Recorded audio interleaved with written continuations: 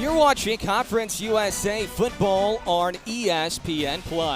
For one final time in 2025, we have football from Aggie Memorial Stadium. It's the season finale as New Mexico State looks to build off a thrilling comeback win against rival UTEP. And today they match up with the Blue Raiders from Middle Tennessee, coming off a 14-point win against Sam Houston for just their second win of the season. Along with the former Aggie defensive back Danny Nee, my name is Adam Young. Kelly Horizon will join us in a bit from the sidelines. What a win for the Aggies a week ago, Danny. They trailed 21-0 in the first quarter. They come from behind to win it, and now they have a chance to build some real momentum into the offseason. Absolutely. He was talking to Coach and said it's not quite the way the season he had thought, but still he got to finish strong, and it'll give you momentum coming into next season. It's a thrilling game last week. Today should be the same. A touchdown with 20 seconds left. Logan DeMonte, the backup, led that game-winning drive, and the Aggies escaped UTEP with a 34-31 win. Knees Keys, Danny, one final time, presented by the Southwest Chevy Dealers. Well, here's how I see it unfolding. Last week we kind of had a slow start, dug a hole, couldn't get out of it. No more late fourth quarter comes back. Let's start strong in the first quarter. We got to build off that momentum from that last drive. Get a good first quarter under your belt, reduce explosive plays. You know, they've been really good at really securing that defense. Now they have to get some fits, tackle in space, and really reduce those explosive plays on the defensive side. And lastly, last game, senior day, hey, let's finish strong. Let's not the way we wanted, but this is where we are, so let's finish strong. Middle Tennessee coming off a win as well, 31-17 final, just their second win all year. They snapped a 7-game skid. The Aggies snapped a 5-game skid. Remember, New Mexico State started this season 2-0. They were 3-2 through the first 5 games. It's been a season of what could have been. And now New Mexico State trying to finish with back-to-back wins. Aggies won the toss, deferring to half 2. We'll talk about the first quarter struggles this year as we go along, and the first quarter struggles happened again last week. New Mexico State fell behind 21-0 9 minutes into the game, and that's been a common theme all year, especially the previous 2 conference games. Kaya Francone will kick off to Middle Tennessee, and the Blue Raiders will get a return out of the gate up past the 20 near the 25-yard line on the return for Jawan Gaston. And for Middle Tennessee, just like New Mexico State, it was Adam DeMonte for New Mexico State making his first start a week ago. For Middle Tennessee, the previous 2 games, they've been rolling with the redshirt freshman Roman Gagliano. And Danny, boy, has he looked good. He has, and he's a big hoss, is he? He's at 6'2", 220. He can throw the ball, he can run it, and when he does, he's looking to run over people, so we will have to tackle in space and bring that big hoss down. Middle Tennessee will operate from the 27. Gagliano throws and a hit right away from Nate Mitchell.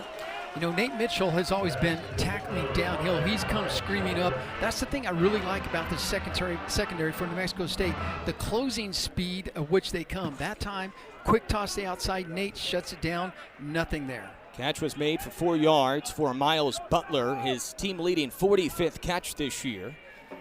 As Danny mentioned, Gagliano's big, 6'2", 220 out of Opelika in Alabama. Throws it across the middle, complete for a first down initially, then it's popped loose. They're going to rule it incomplete. The run the field is an incomplete pass. Danny and jarred it loose. It's third down. And Nick Session, he's had a heck of a game last week. You know, he didn't get into the Tennessee game. I had a chance to visit with his dad at that game, and he was just hoping for Nick to do something good. Last week, he had a really big game. Great pop right there on his senior day, showing that he's still got it, and he's going to put a lick to someone. 3rd and 6 for Middle Tennessee, 5 out wide, including the tight end Hunter Tipton, who's a transfer from Louisiana Tech. Empty backfield look for Gagliano. Play clock down to 3, low snap. Gagliano completes it on the out route. That's Butler again. And it's going to depend on the spot. It's a good spot for Middle, and it's good enough for a first down. Pickup of 6 for Butler, the grad student from Montgomery, Alabama. You know, the ball's coming out of Roman's hands quickly, and I know that defensive front up there for New Mexico State, has had really big games, and they've pushed the offense back. But when the ball is coming out in less than 3 seconds, it makes it really hard to affect the play. Gagliano hasn't showed his legs yet, but he can really run. So can Ja'Kale Middlebrook, who shimmies through a hole in the near hash. Gets up to the 39, picks up 2. He is 18th in the country, Middlebrook is, in all-purpose yards. Danny, they use him a variety of ways. Yeah, they've scored out of the backfield with him out of wheel routes, so let's see what happens later on in the game if they get closer to the end zone. But yes, he's a good runner and can catch the ball out of the backfield. Team leader in carries and rushing yards. Also 3 receiving touchdowns for Ja'Kale Middlebrook, who's the tailback here. For the quarterback, Gagliano, who fakes it. Blitz from McKelvey. Good block by Middle Tennessee. Pass complete. Big hit at the 40, but hanging on, and then a flag comes in late. This is going to be a catch, and a player down for Middle Tennessee on the reception. A big hit coming up, and they're probably going to check for targeting. Yeah, let's see right here. Lots of time to throw the ball. See it come across Personal the middle foul. there. Targeting, defense, number 5. The play is now under review. That is Nick Session with the hit. Cam Lacey able to hang on. The redshirt sophomore from Toccoa, Georgia. Great catch by Lacey, an even better job of hanging on. And now Session, who is playing here on Senior Day. We'll see if he can stay in the game. That's a pickup of 17. Boy, Nick came in a hurry and didn't put the leather to him for sure, so that was a good pop. Now, they're going to look at whether they were attacking his head or whether he came in with a shoulder. Of course, Nick is saying it was shoulder all the way. But he closed in a hurry on that one, so that would have been 2 back-to-back hits. Nick had the last big pop when they threw the ball a couple plays ago. Here he is right there. Big pop. Reed Brotherton is our referee today. Nick Session was awfully good on special teams a week ago in that win against UTEP. A lot of seniors went through Senior Day festivities pregame. Nick, one of those guys who's out of Gardena, California. The good news is Cam Lacey was able to go off just fine. He was able to jog off in his own power, so he's okay. That's the good news here. And 2 minutes in, we have a review as Tony Sanchez gets his team together. They're trying to finish with back-to-back wins and reach 5 wins this year, which would give the Aggies a +2 win improvement from a year ago. The call is After in with review, Reed Brotherton. There is no foul for targeting. Number 5 may remain in the game. 1st and 10, Middle Tennessee. Danny, I throw Senior Day on top of it. That's the last thing you want to see as a player ejected on Senior Day. Yeah, no doubt about it. Fortunately, Session can stay in. Right. You know, Cam Lacey's a good receiver. He's a quick receiver, kind of a fast guy, ran across the middle there, and so they'll need him as the game goes on. It's still a big pickup down to the Aggie 41 for Gagliano. 78 rushing yards per game in his 2 starts. This is start number 3 for Gagliano, who started the previous 2 games coming in. And he hands it off. Aggies really struggled stopping the run against UTEP a week ago. That is Middlebrook again, all the way down to the 36. He picks up 5 yards. Yeah, last week they gave up 248 yards, and so they'll secure it. They'll be quick to the ball, but sometimes they break that first level and they get to that second level in a hurry, and it makes it really difficult. But those front forwards going to be important that they kind of fit their gaps and hold on. 15 carries for 106 for Middlebrook in the win against Sam Houston a week ago. They fake the pitch to him. Gagliano is going to keep the football. Gagliano slips out of a tackle, and he spins forward for the first down inside the 25 to the 24. That's an 11-yard gain for Gagliano, who's shifty and big. Yep, you know, we talked about tackling in space. That's kind of one of the keys that we discussed, and you'll see right here why that's so important. So in this case, he gets to the second level. We have him identified with the ball, but we can't get to him and bring him down. Coach Moore said we got to do better tackling in space, and that's an example why. 2 receivers to the near side, none to the far side. Play action fake for Gagliano. His pass is deflected, and it goes out of bounds. Aggie defense did get to the quarterback against UTEP. Tavili Tuitama was just phenomenal a week ago, and the Aggies will try to get to Gagliano and force some pressure today. Middlebrook coming out of the backfield on a little wheel route here. He was going to try to throw it back to him. I think the Aggies had seen enough film on that. They were waiting for it, but he didn't give them any time to throw the ball anyway. 2nd down and 10 for Middle. They scrimmage from the 24. Butler in motion. He has 2 catches on this opening drive. A long opening drive for the Blue Raiders on the road. A big hole near side for Middlebrook, but he is stuck by Session and pushed back. It's going to be shy of a first down by 2. An 8-yard sprint for Middlebrook. It looked like it could have been for more. Now 3rd and 2 coming up for the Blue Raiders. Well, there's a whole lot of green there on that handoff as he got to that second level in a hurry, and I think Nick Sessions had to come down from the safety spot and secure that tackle right there. You'll see it right here. Once you break that end, then you've got upfield. There's always big yards to be had there. Next session, shut it down, held them short. Let's see what they can do on 3rd down. Blue Raiders 36% on 3rd down this year.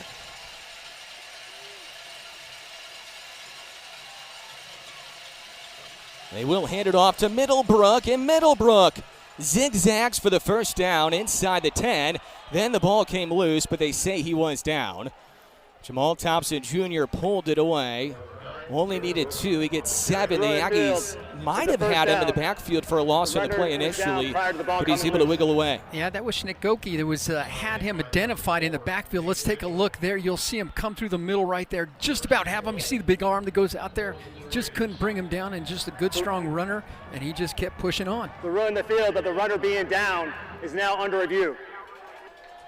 So they're going to review this and say the ball was out before Middlebrook was down. That might have been close. That was closer than I thought initially.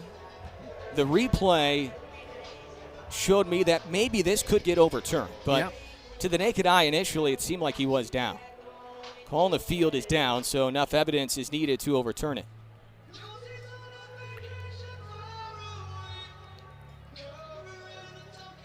We know all about New Mexico State forcing turnovers. That's close. That is really close. Looks like the ball is starting to make its way out of his arm there. Tucked it high and tight like you should. But let's see if it gets out before his knee touches there. Great shot. 23 takeaways this year. Aggies hoping they have another.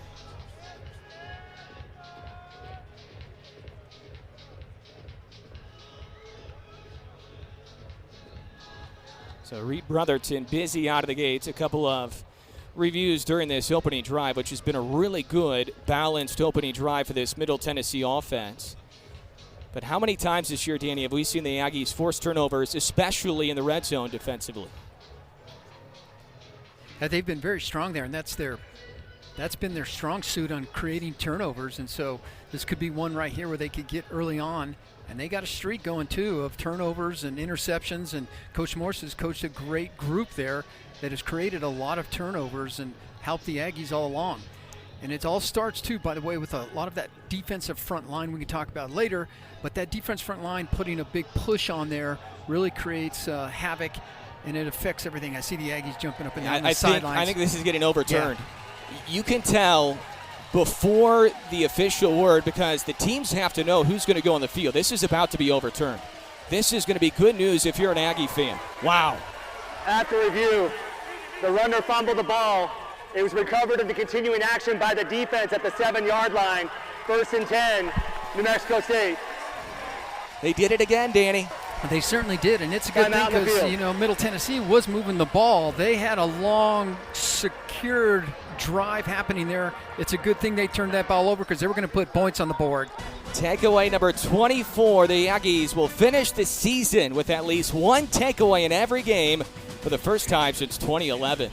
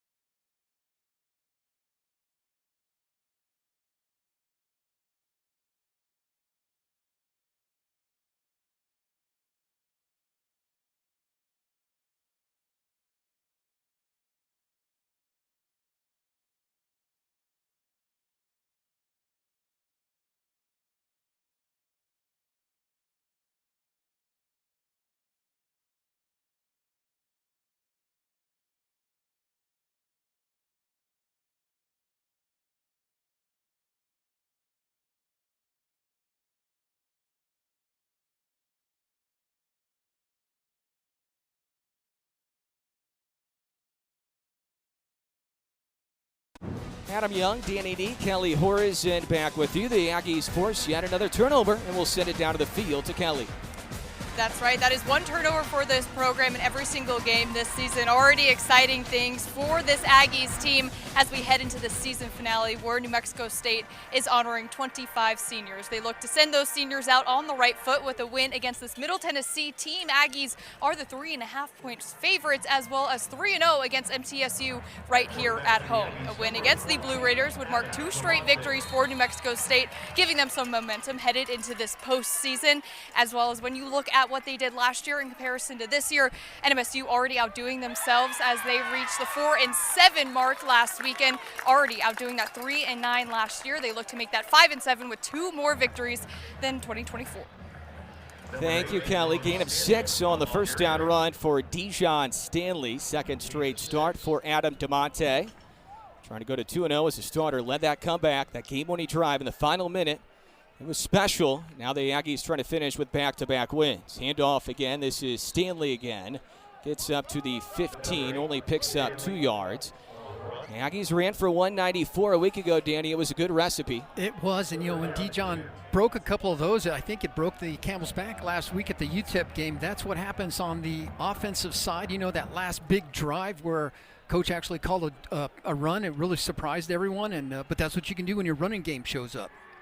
3rd and 2, and Stanley has nowhere to go. He's pushed backwards by the big fella DeMonte Smith in his 5th year at Middle Tennessee. It's a loss of 2 on the run, so the Aggies don't throw the ball on their first drive, and they don't take advantage of the turnover. Now Max Dean will come out to punt for the first time this afternoon. Yeah, I wasn't sure about that last call because I thought for sure they'd come out and run a couple, maybe go play action and throw the ball. I don't know what Coach saw, but there was nothing there, and that's too bad that you couldn't do anything with that turnover. Still trying to figure out who forced the fumble on the turnover. It was Jamal Thompson Jr. who picked it up. Dean will punt it away. Returnable for Gaston, still dancing around, and a shoestring tackle from behind by the long snapper. That's Grayson Curtis. But there is a flag down at the 44-yard line. That was a good punt. Nice coverage there, too. Flip the field.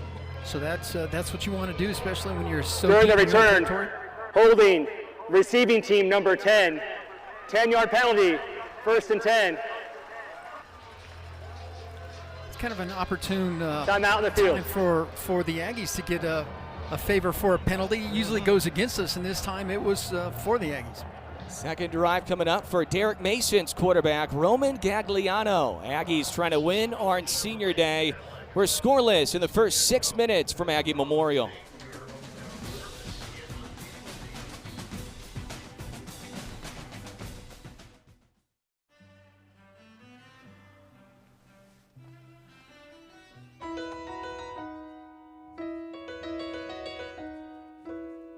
Making my way downtown, walking fast, faces pass and I'm homebound.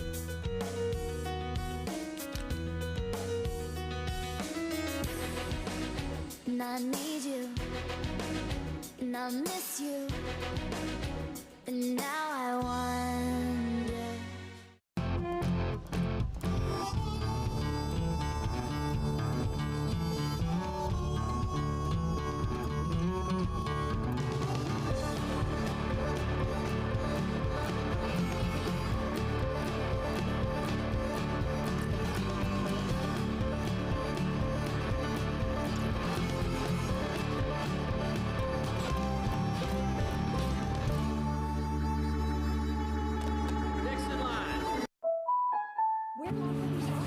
Here's to the unseen late nights, learning curves, and your perseverance.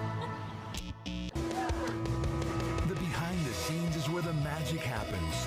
It's where you shape your process and where you don't let anything hold you back. GECU is there to support you through it all with the products and services that you trust, so you can focus on making your own path. Become a member online now at GECU.com. 75 years ago, a foundation was laid, not of brick alone, but of belief that every patient matters. We've grown with our city through generations of hands held, heart hearts mended, and lives changed. This is Memorial Medical Center, built to serve, driven to heal. Here for 75 years, here for what's next.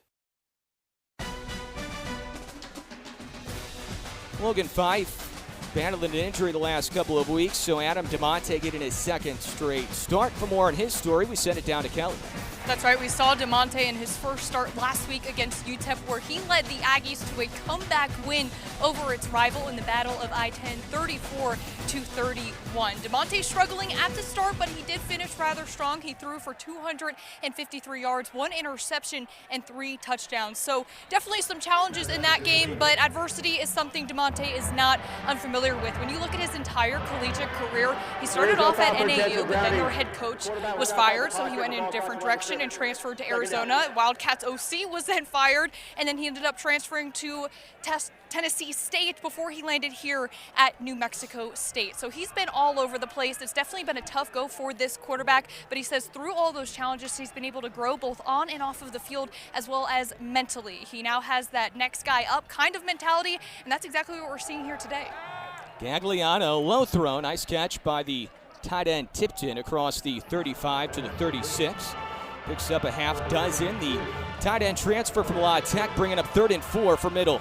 Look how fast Roman is releasing that ball. He gets it one step, boom, releases it.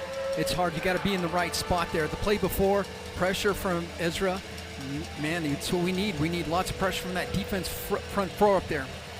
Blue Raiders 1 for 2 here in quarter one.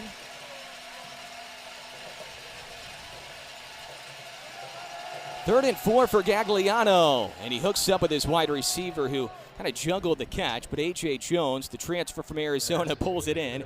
He's unhappy with himself, had struggles making the catch. He gets 11. Roman had to release the ball quick again. I see that Coach Morris is going to try to dial up a little more pressure to see if we can get Roman off his spot. He sat back there. We did bring pressure. He was in his face, but he did get the ball off and made a good completion. 4 first downs on that first drive, which finished on a fumble for Middle Tennessee. By the way, it was forced by Nate Mitchell, recovered by Thompson. Low throw, and it is a pass. In case it was backwards, Butler was going to run with it, but it was a pass, incomplete on the screen pass to Butler, and it is 2nd and 10 for Middle. Gagliano's been really good, but he's still only a freshman. Redshirt freshman, 6'2", 220, out of Opelika, Alabama. Still hasn't thrown a pick yet this year, 4 touchdowns, and this is his 3rd start in a row. Middlebrook, the running back, on 2nd and 10 from the 45. They'll pitch it to Middlebrook, trying to get some space, and he is submarined around by Tuitama and Mitchell. What a year Nate Mitchell's having, Danny. I mean, he's been fun to watch all year. He has, and he's been Johnny on the spot on a lot of times, a lot of getting the runner's face. He's been able to back there and get some interceptions. He's just everywhere on the field. He's number 1 in tackling for the Aggies. He's just a do-it-all type of guy. Blue Raiders need the Aggie 45 for a first down. Mitchell will try to prevent that from happening. 3 interceptions for Mitchell this year, team high 85 tackles. 3rd and 5 for Gagliano. Empty backfield look, and the slant route incomplete. Threw it behind his receiver. That was A.J. Jones. And now what do you do if you're Middle Tennessee? Probably punt, but you're kind of in no man's land at midfield. Yeah, I think Roman is I thought he was going to stop and come back on the field. No, he went off. He wasn't sure what they were going to do, but I think now they're going to punt the ball away. Let's see if the Aggie offense can get something going there. The defense did their job and putting their heels in the ground and creating the punt. Let's see if now the offense can get it rolling. That was a look at Derek Mason, 2nd-year head coach, former head coach at Vanderbilt, former wide receivers coach, by the way, at New Mexico State back in 2004. Punter is Ashton Logan, punting away to TJ Pride, and this will be down right around the 1. That was perfect. Wow. By the Blue Raiders. So poor field position again for Adam DeMonte. The Aggies' previous drive started at the 7. This one begins at the 1. DeMonte will try to lead the Aggies 99 yards when we come back in the season finale.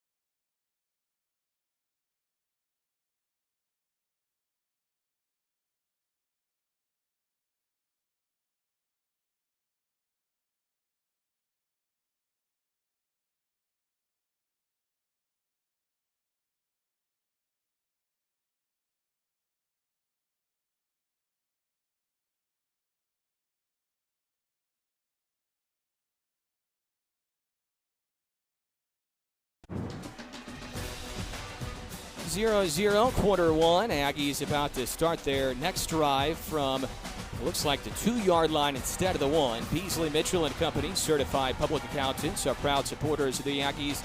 Let the experts at Beasley, Mitchell and Company tackle your taxes. So they pushed it up a yard. Maybe a nice little break, a little more breathing room for DeMonte. It's going to be the 2 instead of the 1. But DeMonte standing inside the end zone with Kadarius Callaway. No room for error right here as DeMonte fires it. Fappel had a step and 2 on his defender, and it was a little bit out of his reach. Oh, that could have gone for 99, Danny. Yeah, and that's the guy we want to get it to, right? Donovan Fappel has had a great year. He's leading in the receiving category for the Aggies. One-on-one coverage, that's the guy we want. Lots of time back in the pocket, so he just lofts it up there. And it's just a bit too far. He did have a step and a half like you were talking about, Adam. We just couldn't find him. That was the first throw of the day. The Aggies ran the ball the entire way on their first drive. They run here with Callaway, who gets 2 yards up to the 4. So that will help a little bit, but not an ideal start for the offense. Pinned inside the 10 on both offensive series so far. Need a big play right here on 3rd and 8. And you need a little breathing room, too. Even if you don't get the first down, you got to get it out just a little bit more, maybe, because you have your punter that's going to be back deep in our end zone. Let's see if David Yost, the first-year OC, goes conservative with the play call. Johnson in motion. DeMonte will throw for the end zone on 3rd and 8. Had a man, and he overthrew him. P.J. Johnson was open on the sideline, and DeMonte threw it out of his reach. So Max Steen will punt again as the Aggies go 3 and out again. Yeah, that's too bad because he was open, and I think he did see him. I think he was right down the sidelines, and he just couldn't get it to him, and it just drifted up on him a little bit. That's too bad. That was a wide-open pass. This is dangerous for Dean, the Australian punter who is back of the end zone. Return man is Juwan Gaston, the safety, inside of midfield. Dean gets it away. And it will take a bounce where it might have hit a Blue Raider. No, it did not. And I think it hit an Aggie. I think it was Nate Mitchell. Aggies were pointing initially, and it's going to be right around the 47 where Middle Tennessee will scrimmage from. Almost hit a Blue Raider, but it does not, and the Blue Raiders will have field position in Aggie territory to start. This first quarter has just been a major issue, Danny. I was just going to make a comment to that effect. Other than the start of the game where they started marching down, the rest of the, once they crossed the 50-yard line. The rule of the field is the ball was touched at the 44-yard line by the kicking team. 1st and 10, Middle Tennessee. So it's going to be the 44 instead of the 47. The Aggies outscored 82-19 in the first quarter this year. Middle Tennessee hasn't been a whole lot better. Only 50 first quarter points for the Blue Raiders, their lowest offensive quarter this year. Last 2 conference games for New Mexico State, they trailed 24-0 against Kennesaw State early and then 21-0 9 minutes in last week against UTEP. Came back in both, finished off the comeback against UTEP. Tackle made by Gabe Peterson. Running back there was DJ Taylor, the true freshman, who's from Murfreesboro, where Middle Tennessee is located. You know, the Aggies are making contact at the line of scrimmage, but it's just not like they're not quite holding on to it, and they're leaning into it and picking up an extra yard or 2, so this makes it a manageable second at 2nd and 5. Running back Taylor again. It was Middlebrook who fumbled earlier at the 7-yard line. Gagliano is going to loft it, one-on-one coverage. It's underthrown and batted away. Lorenzo Smith, the redshirt junior, first year in the program's had quite the year as his playing time increases. Great defense there. You have the sideline, and you're using that sideline as another player, so you're almost pushing him into the sideline. You're going to keep your hand just so you know where he is. You're going to look back at the ball just like they coach you and just swat it down. That was a great job by Smith out there. Blue Raiders dominating time of possession right now, but nothing to show. 3rd and 5 for the redshirt freshman Gagliano, who leads this Blue Raiders offense, and we'll get a timeout called by the Blue Raiders. Timeout. Middle Tennessee, they're first. 30 seconds in length. Well, he's still a freshman, like we said earlier, trying to get that play call in and get the play off, and the play clock was down to 3 for Gagliano. I think the coaches were on the receivers a bit on the far side from us, so closest to them, and they were yelling at them trying to get lined up. So maybe he just couldn't get them lined up in the right place and had to call a timeout. As a look at Joe Morris on the near side, far side, David Yost. Joe, the DC, David, the OC. You had a good chat this week with Joe Morris, Danny? Yeah, Coach Morris, it's always nice to talk to him and hear what new things he has up his sleeve and what he's trying to get to. You know, we talked about all the successes he's had this year. Of course, they wanted to be better. They wanted to be bowl. They wanted to be a run at the Conference USA. But all in all, I think his defense has really turned up big this year. Line to gain the Aggie 34 for Gagliano. Pressure, swings it out to Taylor, who can't make the catch. One freshman to another, incomplete. And Middle Tennessee, for now, will keep the offense on the field. Did not go for it on fourth down from midfield. This is way out of the range of their kickers, Woodman and Hathaway. Middle Tennessee this year on fourth down, 8 for 26. 4th and 5 for the Blue Raiders. The Aggies trying to turn them over on downs.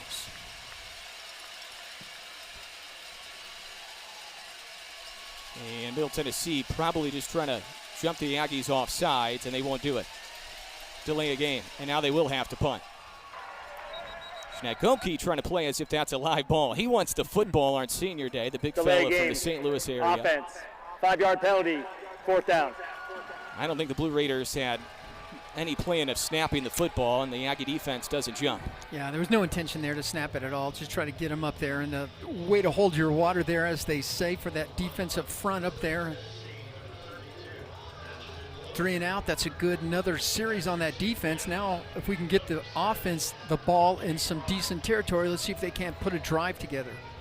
Aggies probably hoping for a touchback right here. Their last 2 drives, and their only 2 drives of the game, have started at the 7 and the 2. Ashton Logan, another good punt. This will check up, though, and the Aggies will have better position right around the 15-yard line. And now we can really see David Yost open the playbook a little bit more here, Danny, and really try to do something. There are 2 flags down, though, at During midfield. the return, holding, receiving team, number 9, 10-yard penalty, 1st and 10.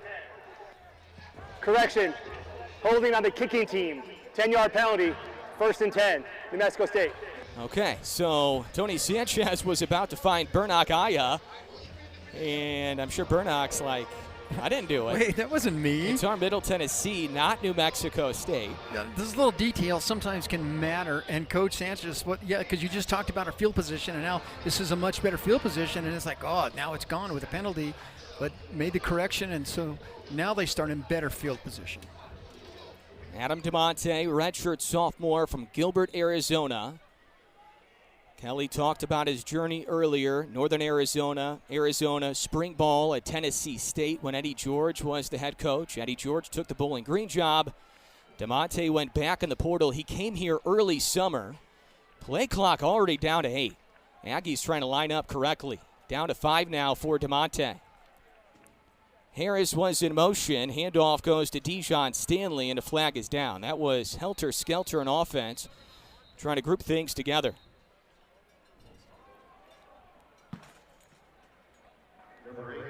Illegal formation. Offense had more than 4 players in the backfield. 5-yard penalty, 1st down. And that all started on the alignment out of the gate. You could tell guys were not in their proper positions, and they were trying to beat the play clock. Yeah, that's too bad, because that you start behind the sticks already, and that play just really was doomed from the beginning when they were moving around, and like you said, they couldn't find their spot, and no one was aligned, and cost them a penalty. 1st and 15 now, running back Stanley. DeMonte swings it out to him, trying to get his playmaker in space. Coming off his best game as an Aggie, only gets up to the 21. Forward progress there for 3 yards. It wasn't much a week ago, Danny. It was a lot of short passes, kind of the intermediate passing game. Just try to get your playmakers in space, right? Yeah. Yes, certainly you want to get your playmakers in space. Also, it helps your quarterback quite a bit. Coming into a new start for him. Had little jitters in the first quarter, but kind of settled down in there. DeMonte rolling right, throwing it across the middle. That's one of the playmakers, TK King, who's hit right away at the 26, a 5-yard connection. The Aggies get past the original line of scrimmage, still looking for their first down on offense today. This is drive number 3. Yeah, this is a great toss right here. TK King is the guy we want the ball in his hands in open space. Not much space to be had after the catch, but he is the playmaker. 3rd and 7. The Aggies need the 33-yard line. DeMonte unloads, has a man wide open for a first down. That's P.J. Johnson, 5th year in the program. What a journey he has had to get to senior day today, playing for 3 different head coaches. Career high 25th catch of the year for P.J. I like it. I like his stick-to-it attitude that he has on and off the field. Here he's wide open, finds him, gets the ball quickly, take care of the football. Great job by P.J. First Aggie first down today goes for 10 yards to the Lake Charles, Louisiana native.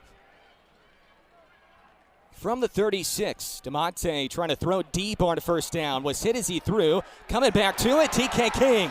One-on-one, blazing speed, TK all the way to the end zone. Touchdown, TKTD.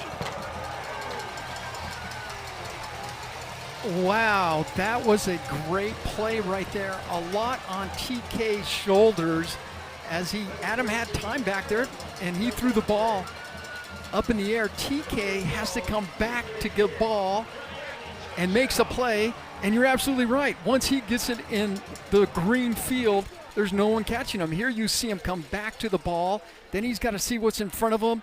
It's like, okay, I got this. You called it. Speed all day long. Finish strong. Jump in there. You could tell DeMonte had his armpit area hit, so the throw didn't have a lot on it because he was hit as he threw. And TK came back to the football. Point after for Ryan Hawk. Good to see him back. He's been battling an injury pretty much the entire year. Missed the last couple of games, and he knocks through the extra point. On senior day for him as well after transferring in from Valpo for his final season of collegiate football. Well, it's been a nice 7 days, right, Danny, for TK King. He's living large right now. He had the game-winning touchdown catch with right around 20 seconds left against UTEP a week ago. I mean, he toe-tapped in the back of the end zone as we flash back to it. I don't know how he got a foot in. Yeah, I'm not sure either. And you had a great call on that, too, when you called it back last week at UTEP. Seemed so long ago. That was just fantastic. That was just a great finish. He has been the guy. The hard part I have to imagine is it's taken us that long to find him for his first TD last week. Get him in open space. You saw what can happen. He looked at the field and thought, all right, 2 guys, I think I can get this, and he did. And that touchdown catch a week ago was his first collegiately. Didn't have one at Texas Tech, didn't have one against, or I should say at Wyoming when he was there. And finally got in the end zone a week ago, and now 2 straight games with the touchdown for the speedster out of Houston, TK King. He did have 2 rushing touchdowns at Wyoming and a kick return touchdown, but did not have a receiving touchdown. Gaston, the return man from Middle Tennessee, hit by Mitchell, bounces off him, and then finished off by linebacker Quincy Davis on special teams.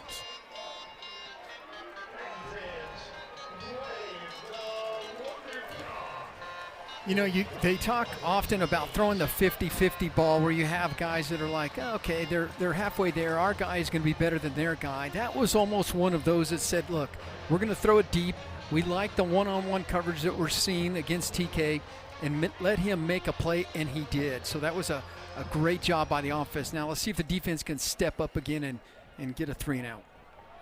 Middle Tennessee trailing 7-0. 2.5 left here in the opening quarter. Middle got the football first, went down to the 7 before Middlebrook fumbled. We haven't seen Middlebrook, I don't think, since the fumble. That's a run of 9.5, it appears, on the first down carry for DJ Taylor. They're going to mark him just shy of a first down. Yeah, that was a great job by that offensive line up there. They created a big hole. They got into that second level. There was no linebackers there that couldn't find him and had to wait for the secondary to come in and close out and gave them 9 yards. Gagliano 5 for 12 passing, 45 yards. No interception so far. Still hasn't thrown one collegiately. And there goes a handoff. Tight roping the far sideline, somehow staying in. And then getting past Mitchell is DJ Taylor, who runs it all the way in. An official fell on the far sideline. Somehow Taylor stayed in bounds, and he runs it in 63 yards away. His previous season long was only 34, and that is the second rushing touchdown this year for the freshman from Murfreesboro. So Coach talked about tackling an open space. There's 2 tackles that we missed right there. You'll see a third one here. And when you don't tackle an open space, it creates explosive plays. And this is what happens. They put 7 on you that quick. So all the excitement is over when they come back with one big run of 63 yards. Hathaway for the point after. There wasn't a whole lot to that for Middle Tennessee. They're averaging 500 yards of total offense the previous 2 games, 179 rushing per game in the previous 2, and that coincides with the quarterback change. Middlebrook is normally their go-to back. He fumbled earlier, and now DJ Taylor, who's only a freshman, his best run collegiately. Man, he had some wheels, too. It was kind of hard to imagine that he toe-tapped that sideline as much as he did, but he really went down that sideline, didn't cross it. All the officials were there the whole time watching him, make sure he didn't. He had some wheels and put that right to the house.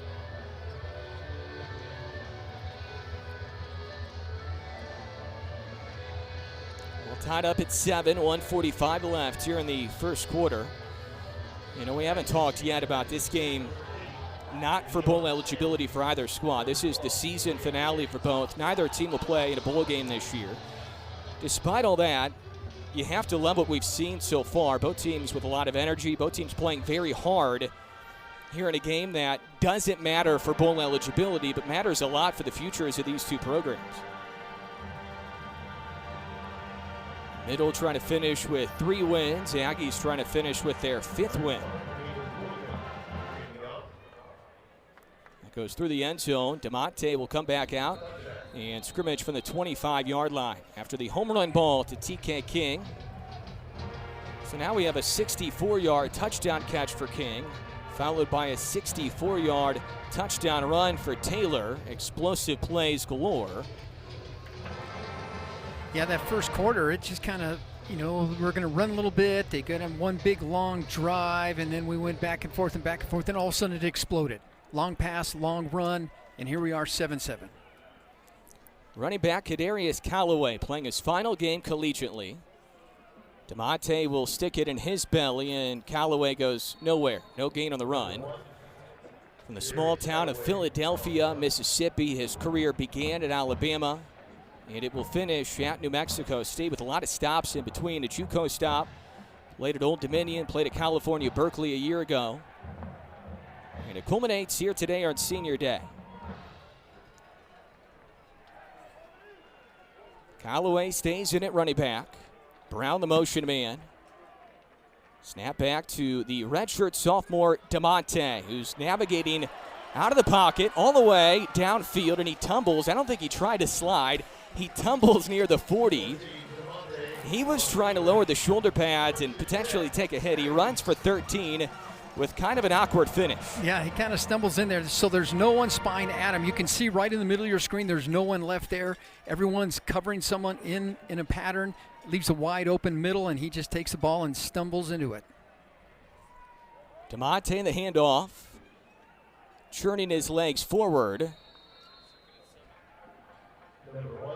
That's Kadarius Callaway again. Aggies are mixing Callaway and Stanley. We'll also see Isaiah Rudison at some point today. Pickup of 3 on the run. And the first quarter clock is down to 20, so the Aggies technically do not have to run another play, and I don't think Tony Sanchez will.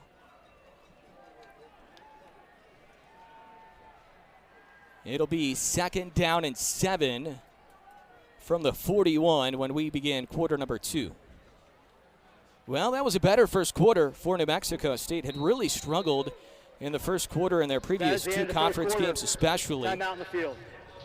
And we're tied up at 7. Both touchdowns 64 yards away. One of the receiving variety Adam DeMonte hooking up with TK King for a second straight week. And then Taylor, the rushing touchdown for Middle. We're tied at 7-1.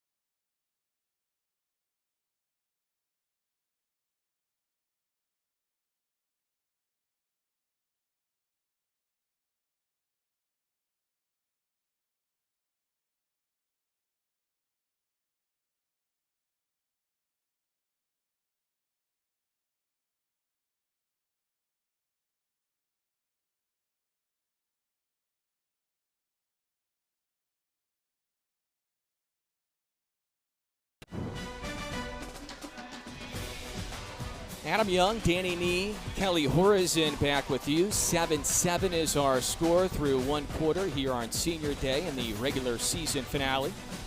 Aggies trying to get their 5th win, Middle trying to get their 3rd. Both teams trying to finish the year with back-to-back wins.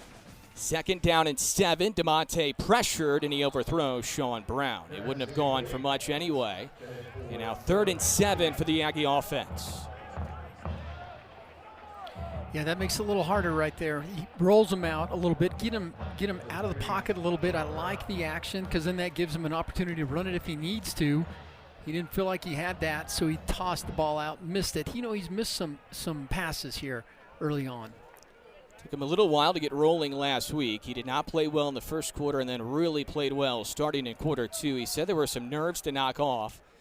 Might be the same case today. 3rd and 7, and DeMonte takes a sack. DeMonte Smith might have touched him with a pointer finger. He didn't do much, but DeMonte went down, and Smith records the sack. That is his 5th career sack, and the Aggies will have to punt to start the second quarter. So you see they run a little twist up front, little stunt, and it messes up the offensive lineman. We couldn't get quite around to him, and he gets easily back to Adam DeMonte, who just goes down. Loss of 7 on the sack from Smith. Gaston, the return man. Punter is Dean. Line drive punt. It'll be hard to return, but a head start here for Gaston. Aggies do a good job on special teams. A nice little head start there for Gaston, who's been a busy guy in special teams today. And Roman Gagliano will come back out for this Middle Tennessee offense. And both offenses here today, Danny, and last week as well, starting their backup quarterback, right? Nicholas Vattiato had been the starter for a long time for Middle Tennessee. He's out with an injury again, so Gagliano making his third straight start. On the flip side for the Aggies, Adam DeMonte making his second straight start. Logan Fife battling an injury. So both teams do have a veteran quarterback who's been starting pretty much the entire year, but now the youngster is getting the shot once again today. And off to Middlebrook. First time we've seen him, I think, since the fumble. He gets out to the 38 and runs for 5 yards. Yeah, so as long as they can get 5 yards a carry, they're going to continue running the ball there. So I think we really need to be able to start getting little stop gaps. Our run defense has got to step up and not let him get to the second level so quick. Our linebackers are getting kind of rushed into a bunch of garbage in there. They're just not getting free to the runner. 6 yards per rush in each of the previous 2 games for Middle Tennessee. Middlebrook navigates. He's pulling Armon Hale with him, and he pulls him for a first down. To the 44. 6-yard pickup, first down for Middle. They've dominated time of possession so far. They also now have 6 first downs.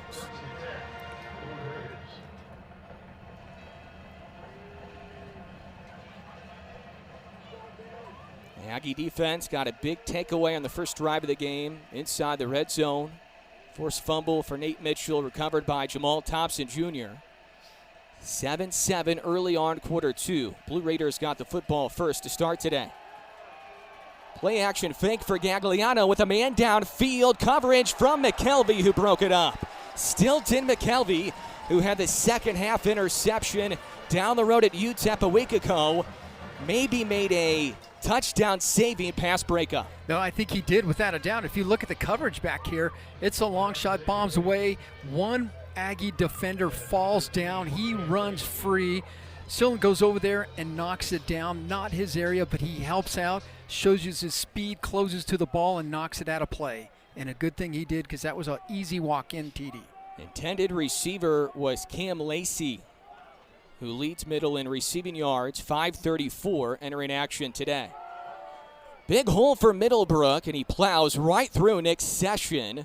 He's still 1.5 yards shy of a first down, so 3rd and short coming up just past midfield for the Blue Raider offense. Yeah, so I think Coach is going to have to start thinking about a couple stunts or doing something up front, because if you look at that defensive front there, you see everyone in their gap, and they're just getting held up and blocked, and they get through that first level into our linebacker level in a hurry, and it's giving them 5, 6, 7 yards easily, and then the secondary has to come in and stop it. So you have to find a way to shut that down at the point of attack. This is 3rd down and 1.5 yards to go for Middle. Might be 4-down territory. Middlebrook stuck right away, and he might have lost a half yard on the run. I think Coach Morris sells out. He brings the house. He brings linebackers. Everyone in there has got gap. All gaps are maintained. Nowhere to go with it, so he just bumps into a whole crimson block there. Nothing happening. It looks like he lost a half yard, so this appears to be 4th and 2. Yeah, it's going to be 4th and 2, and this changes the decision-making for the Blue Raiders. And now they're going to punt. So let's look at this right here again. So Coach has got to sell out. He's bringing everyone. You see Sonate jump in there. You see our secondary come screaming down. Everyone has gap assignments, and you have to stay in your gap, and that's what they did, and able to shut it down.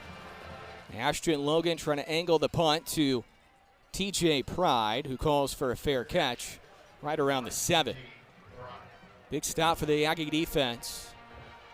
They continue to make big stop after big stop when it matters most.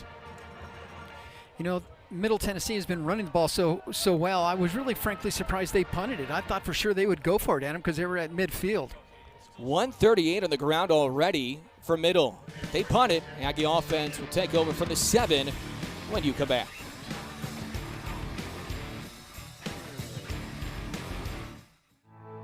For decades, Nusenda Credit Union has been here for you and for our communities. Through Earn Your Return and Community Rewards, you're earning cash back or supporting programs that will make a difference for generations to come.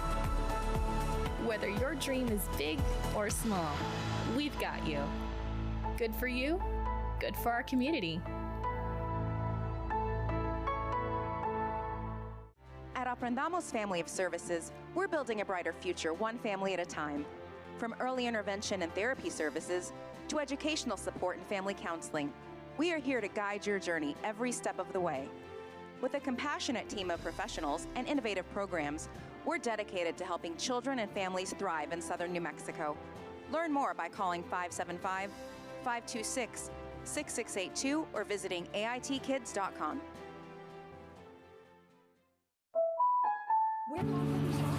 Here's to the unseen late nights, learning curves, and your perseverance.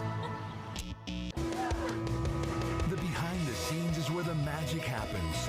It's where you shape your process and where you don't let anything hold you back.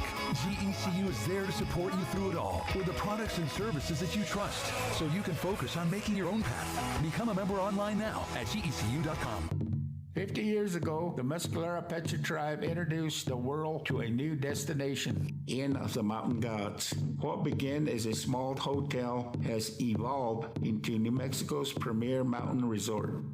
To all those who have supported our tribe through the years, we thank you and welcome you to celebrate the 50th anniversary with us. Hashlatine Bagotli, Hashlatine Benagotla. Yeah.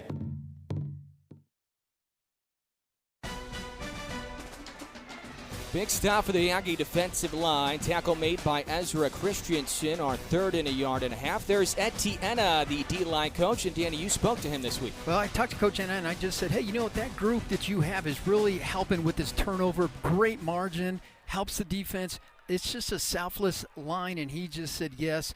And a lot more about our discussion with him. What a great guy. Fake handoff to Rudison. Throw far sideline, incomplete, intended for TK King.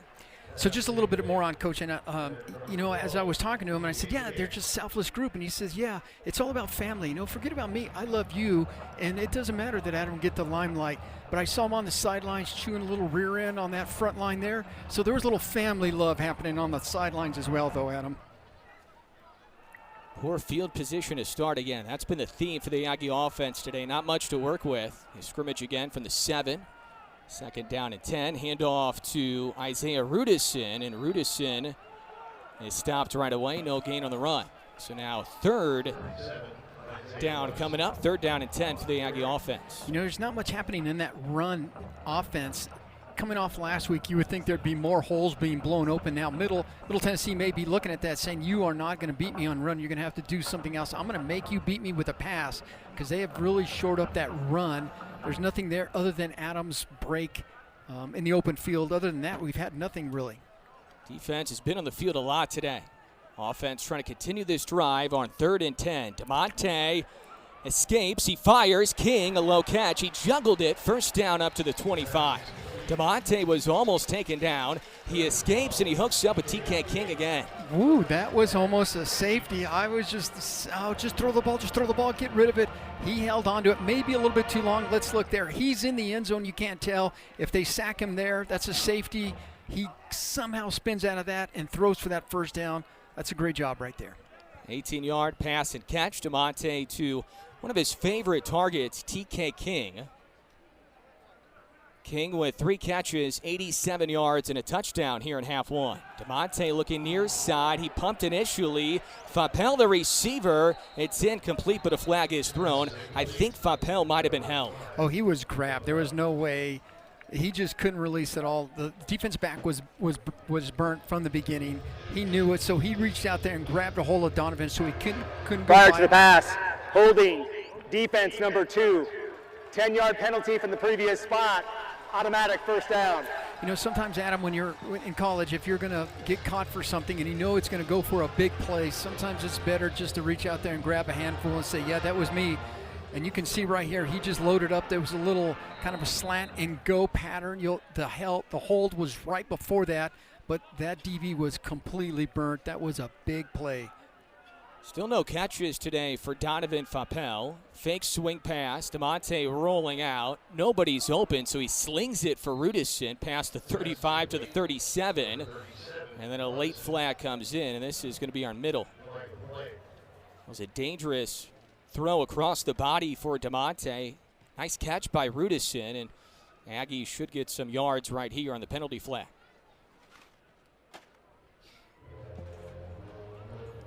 Reed Brotherton, our referee today.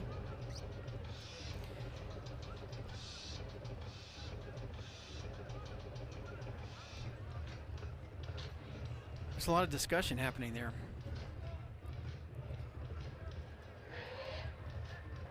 After discussion, there is no foul on the play for offensive pass interference. However, roughing the personal foul, roughing the passer, defense, 15-yard penalty from the previous spot, automatic first down.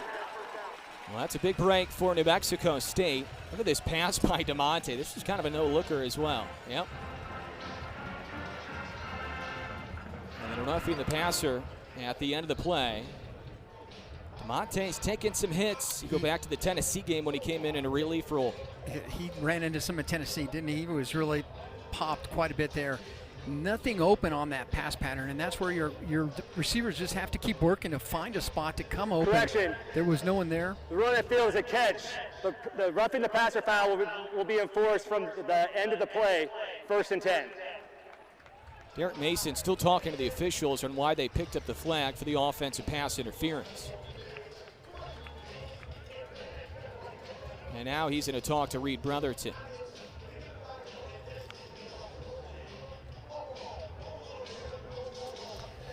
You know, Adam's not afraid to maneuver around at Tennessee. He's had some long runs there at UTEP. It's a little jittery first quarter, but certainly in the rest of the game, he came through and was really good. Was not afraid to run the ball and take it. Takes their second time out. 30 seconds to length. And now Middle Tennessee's going to take a timeout here. Derek Mason still talking to the officials about the no offensive pass interference call after they picked up the flag, so he wants some more time to talk to him.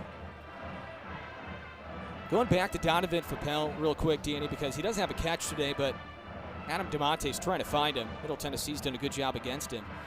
Well, 61 catches this year, Danny. The most catches by an Aggie since 2017.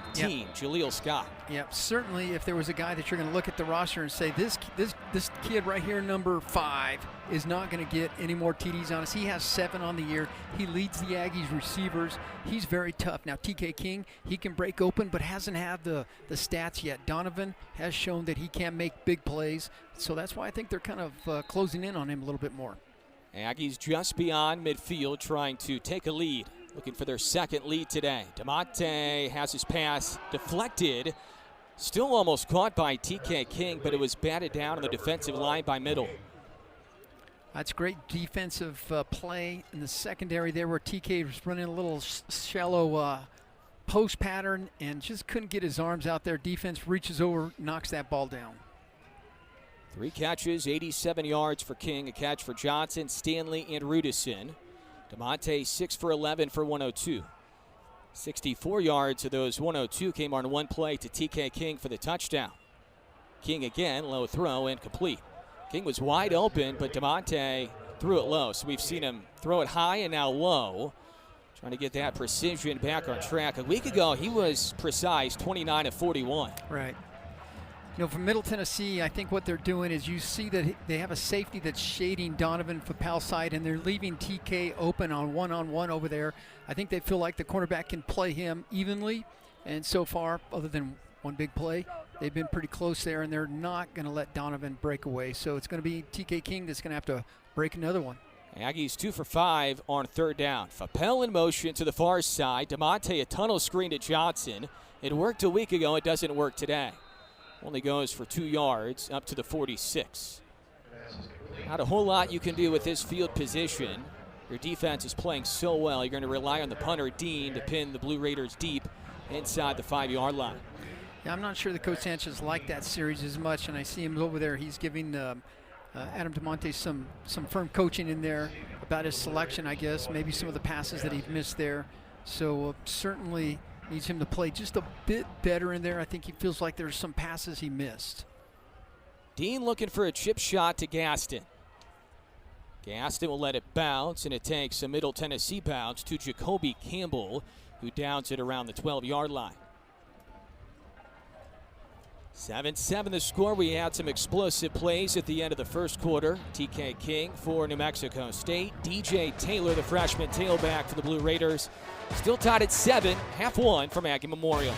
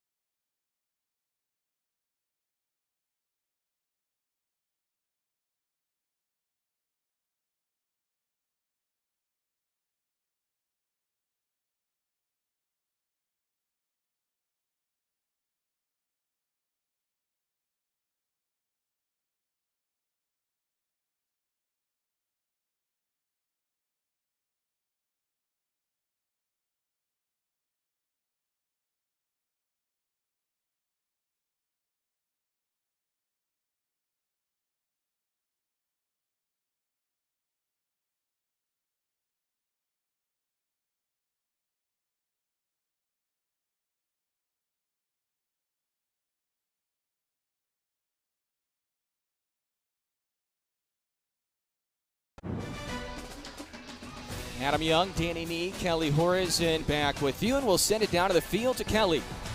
Yeah, guys, defense getting ready to take to the field yet again. They're definitely seeing the majority amount of time out on the field during this first half, but they've continued to come up with big play after big play. We saw them come away with that fumble recovery in the first quarter, and that turnover marking at least one or more turnovers for this program in every single game this season. It's a mark that hasn't been reached since 2011. In total, they have 24 turnovers now, coming away with 15 interceptions and 9 fumble recoveries. That ranks 6th in the entire nation in terms of its turnover margin. They rank 52nd. That is a huge jump from where they finished last year, finishing 129th in the country. This defense definitely finding its identity this year. Thank you, Kelly. 2nd and 5 for Middle's offense. Gagliano, the quarterback. Middlebrook, the running back, takes the handoff, and he is ankle tackled by Sone Alpiu. It appears to be a loss of 1 on the run. Sone having quite the career, still has 1 year remaining. Yeah, Sone is I just love this quarterback. I love talking to Coach about him as well. He's just a hard-working guy. Coach says he never says much. He doesn't, a lot of fanfare to it. He just gets out there he is right there, and gets the job done. I said he's like a silent assassin. You just tell him the job, and he'll just go do it. I like that about him. 16 and a half career tackles for loss now for the Long Beach native Alpiu. His 42nd career game as an Aggie today. 3-year starter. 3rd down pass, Gagliano. Catch is made right at the first down marker. Tackle made by Rodriguez Brown. And the catch is made by A.J. Jones, who's been good today on 3rd down for Middle. Yeah, Coach dialed up a little blitz. You'll see Nick Sessions come in from the left part of your screen right there. Just can't get there fast enough to affect the throw. He makes a good throw and is able to get first down. Gagliano, 7 for 15 today, completing 58% of his passes for the year coming in, making his 3rd straight start. Middlebrook trying to bounce it to the edge and doesn't get very far. Middlebrook up near the 30-yard line.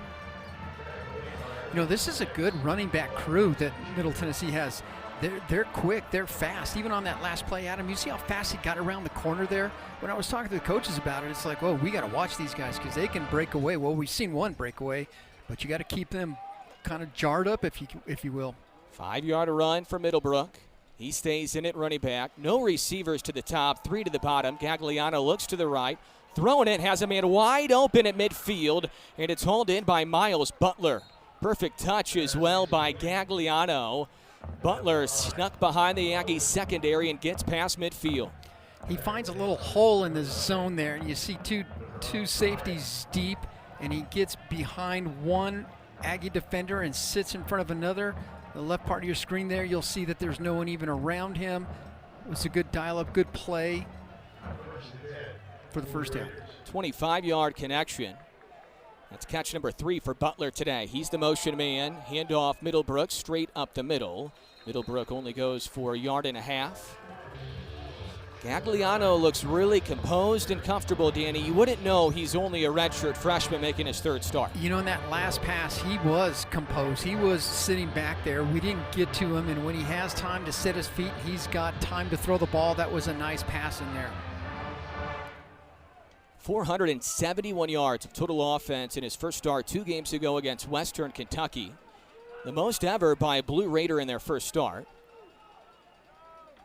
We haven't seen his legs as much today. 78 rushing yards per game in his first 2 games. Pocket collapsing. Here's his legs as he eludes the tackle and then gets tackled by Alpiu at the 41. Gain of 5, but it should have been a sack.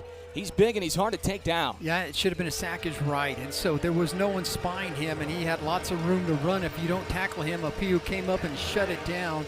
But again, tackling, finishing the plays, this is what it's all about. There we should have had him right there as a sack. Blue Raiders have been here before, but they're only 3 for 7 on 3rd down. Line to gain the 37 of New Mexico State. 3rd and 4 inside of 5 minutes left, half 1. Aggies will get the football first to start half 2. Gagliano's throw is out of the reach of his intended receiver. I think he's missed a couple of those as well, and I know that Adam on our side has missed a couple. I think there was one that was clearly a first down, but he missed the throw. It goes high on him. So it looks like they're going to stay out there and go for it on 4th. He was looking for Walker. Now Derek Mason will go for it. Earlier they stayed in the field and then took the delay of game. They might do that again. 4th and 4. Play clock inside of 10 seconds. Gagliano rushing under center. They're not going to snap the football. They'll take the delay of game again. So a delay of game coming up. Game, offense, 5-yard penalty, 4th down. And it will give Ashton Logan a little more space to punt. This will be Logan's 4th punt today. All 3 of his punts have gone inside the 20. And some of those punts are so deep, they're pinning the offense, that Aggie offense, so deep that you really can't have, there's not much working room, and so they haven't had much success coming out of there. 230 total yards of offense for Middle Tennessee, but only 7 points to show. They had a fumble inside the 10 on their first drive of the game, forced by Mitchell, recovered by Thompson. And that could loom large down the stretch. TJ Pry, the return man, he gets out of the way. Not a good punt for Logan. It's going to be a touchback. So the first poor punt today for the Anaheim Hills, California native, Ashton Logan. 4:33 left in this second quarter. What do you want to see here from Adam DeMonte as he continues to get comfortable here, Danny? Yeah, I'd like to see a little more play action pass. And so part of the play action pass is you have to run the ball just a bit. We haven't been able to do that. But I certainly would like to see him a little play action, even moving out of the pocket, moving around a little bit. If he doesn't see anything, take the ball and go get 4 or 5 yards. That's a good play too as well. Aggies led 7-0 on the TK King 64-yard touchdown catch. Blue Raiders responded moments later on a 64-yard touchdown run for DJ Taylor. 1st and 10 for the Aggie offense. This is Stanley. He pulls the Blue Raiders up to the 25. Gain of 5 yards for Stanley. 11 carries for 106 a week ago. Had a 57-yard touchdown run during the comeback. 21 carries, 167, 2 touchdowns in the previous 2 conference games coming in. Still no catches today for Donovan Fappel. Blue Raiders have been phenomenal against him in this first half. DeMonte looking the other way, away from Fappel. Hooks up with P.J. Johnson. First down for the Aggies. P.J.'s 3rd catch here in the first half. That's a good route right there. P.J. drives hard on the defensive back, drives him back. As soon as that defensive back turns his shoulders, P.J. turns around their little button hook action, throw the ball to him quickly, and just pick up those yards. This is not a one-man wide receiver room at all. So if Fappel's not getting catches, other guys are stepping up.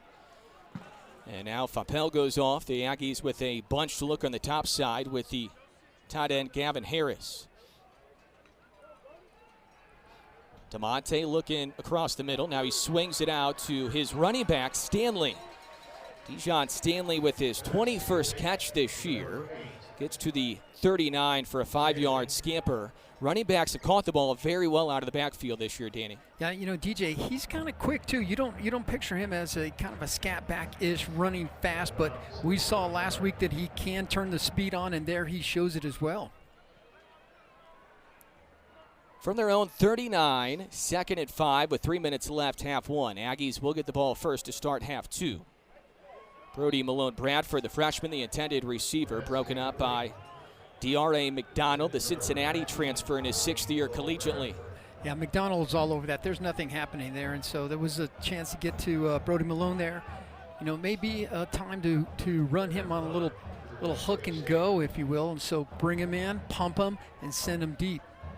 No targets today for tight end Gavin Harris, who's having a huge year. Only had 1 catch a week ago. Let's see if DeMonte looks his way here on 3rd and 5 coming up.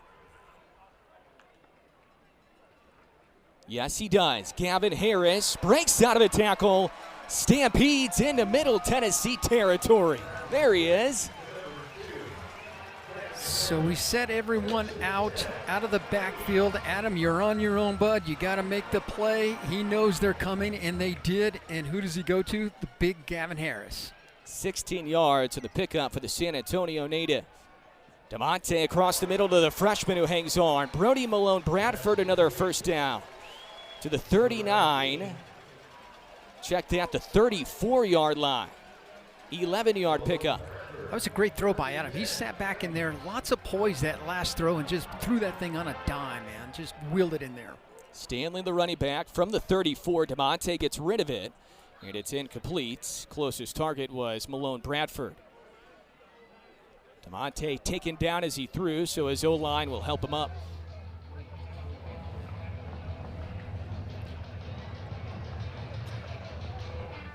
Need to get 7 right here. 2:03 left, 2-minute timeout coming up. This will be the final play before the 2-minute timeout. The Aggies trying to take their 2nd lead today here in the season finale. Running back Holloway. Hand off to Kadarius, who finds a hole, fumbled the football, in the hands of Pride, who fumbled the football. And it's going to be Blue Raider football right around the 15. Holloway fumbled. It's a fumble recovered by the defense.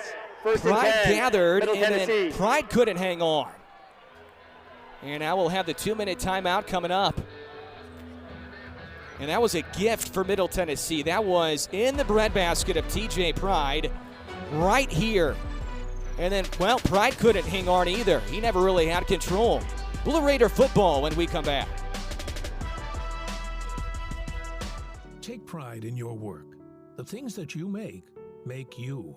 White Sands Federal Credit Union has built something to be proud of right here in the Mesilla Valley, helping generations of people at every step of life.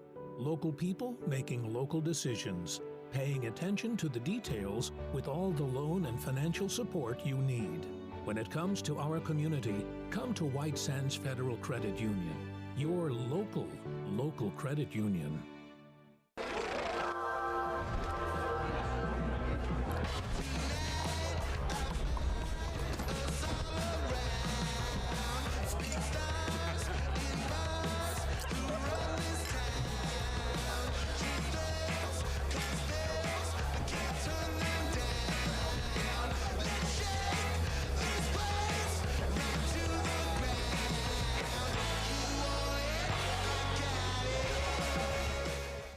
Selby, CEO of American Document Services. And I'm Rick Jackson, founder of American Document Services. We're a full records management company. We scan, store, and shred. And presently we're in the shred room. Brandy, what do you say we jump over to the warehouse? Let's go. Let's go. We're in the warehouse, Dad. Yes, this is where we store all the documents nice and secure for our customers. Oh, I'm getting a phone call from a customer. Gotta pull the file, gotta go.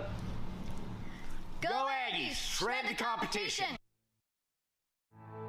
For decades, Nusenda Credit Union has been here for you and for our communities. Through Earn Your Return and Community Rewards, you're earning cash back or supporting programs that will make a difference for generations to come. Whether your dream is big or small, we've got you. Good for you, good for our community.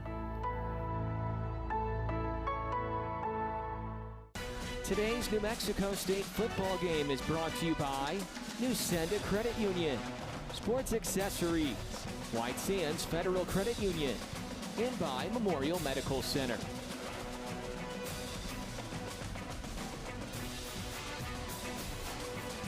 First turnover today committed by New Mexico State. Kadarius Callaway with the fumble. The Aggies were knocking on the doorstep of the red zone, and Callaway fumbled into the hands of TJ Pride. Pride was juggling the football. He couldn't hang on, and Middle Tennessee recovers. And they will take over at the 14 with 1:55 to play with before halftime. Middle trying to take their first lead of the day. Aggies rush 4. Pocket holds for Gagliano, who slings a pass, a low catch by Middlebrook, the running back. And he is steered out of bounds by New Mexico State and Burnock Aya. Officials timeout for an injury to the offense. And a player is down right now for Middle. That is Joseph Habanowski, the Fort Lauderdale, Florida native, a transfer from Ohio where he played for 5 years. 12 yards on the catch and run for Middlebrook, who is top 20 in the country in all-purpose yards. You know, Adam, when I was talking to Coach Sanchez, we were reliving the year as we do sometimes, talking to the coaches, like, well, what if we could have, should have. There was a lot of that. But at the end of it, he said, you know, this is just what happens. You get there and you cause penalties. You have mistakes that can cost you games, and they add up. And that's been the year that we've had. It just gets down to the wrong timing, silly mistakes. In this case, it wasn't a silly mistake as much as just a fumble at an inappropriate or a time that wasn't fitting for the Aggies. But those are the things that really affect the season. Habanowski able to walk off on his own. That's a good sign. Derek Mason, his head coach, alongside. You know, Middle could say the same too, Danny, right? I mean, they have 2 wins, but they have 3 conference losses by 3 points or less. This league is really, really tight. Yep. And sometimes it's a player or two that sways a season. I go back to the Liberty game for New Mexico State early October. I think that swayed the entire season. Yeah, I think you're right. There is a lot of parity in the Conference USA. There's no doubt about it, because New Mexico State has been in every game they've played, so there's not as much of a top and a bottom. October 2 was that Liberty game on a Tuesday night. If the Aggies would have won that game, they would have been 4-2 in league play. And that started the 5-game losing streak. The tight end, Hunter Tipton, up towards midfield. His 36th catch this year. Aggies trying to jar the ball loose, can't do so. Also has 2 touchdown catches. He's been a nice transfer portal addition from La Tech. That catch and run goes for 21. 2-minute offense on full display here for Gagliano and the Blue Raiders, who average 22 points per game. Aggies rush 4. Gagliano rolling away out of the reach of Brad Vislisell. Now he's going to throw it and completes it on the sideline to Butler, his 4th first-half catch. Certainly there was lots of pressure that time. The play before, we rushed 3, dropped everyone back, gave Roman way too much time to sit back in the pocket. This time we brought more, but they didn't contain him in that pocket. He was able to get outside, was able to make something happen there. Certainly going after him is the way to go, not sitting back. If you give him time, he's just got a great arm. He's just picking them right apart. Only 1 timeout left for Middle. Aggies with all 3. And we saw a week ago the Aggies can score a touchdown quickly. 35-second scoring drive to win the game a week ago. Right now, Middle has the football at the Aggie 46. Gagliano fires it, caught again by Tipton, the tight end. And that'll move the chains. Check The that. run on the field is a catch for a first down. Officials timeout for an injury to the offense. That was Landon Collins, not Tipton. So Collins the catch, 12th this year, first today for the freshman from Knoxville, Tennessee. And another offensive lineman is down for Middle Tennessee, and they've had to recycle through offensive linemen this entire season.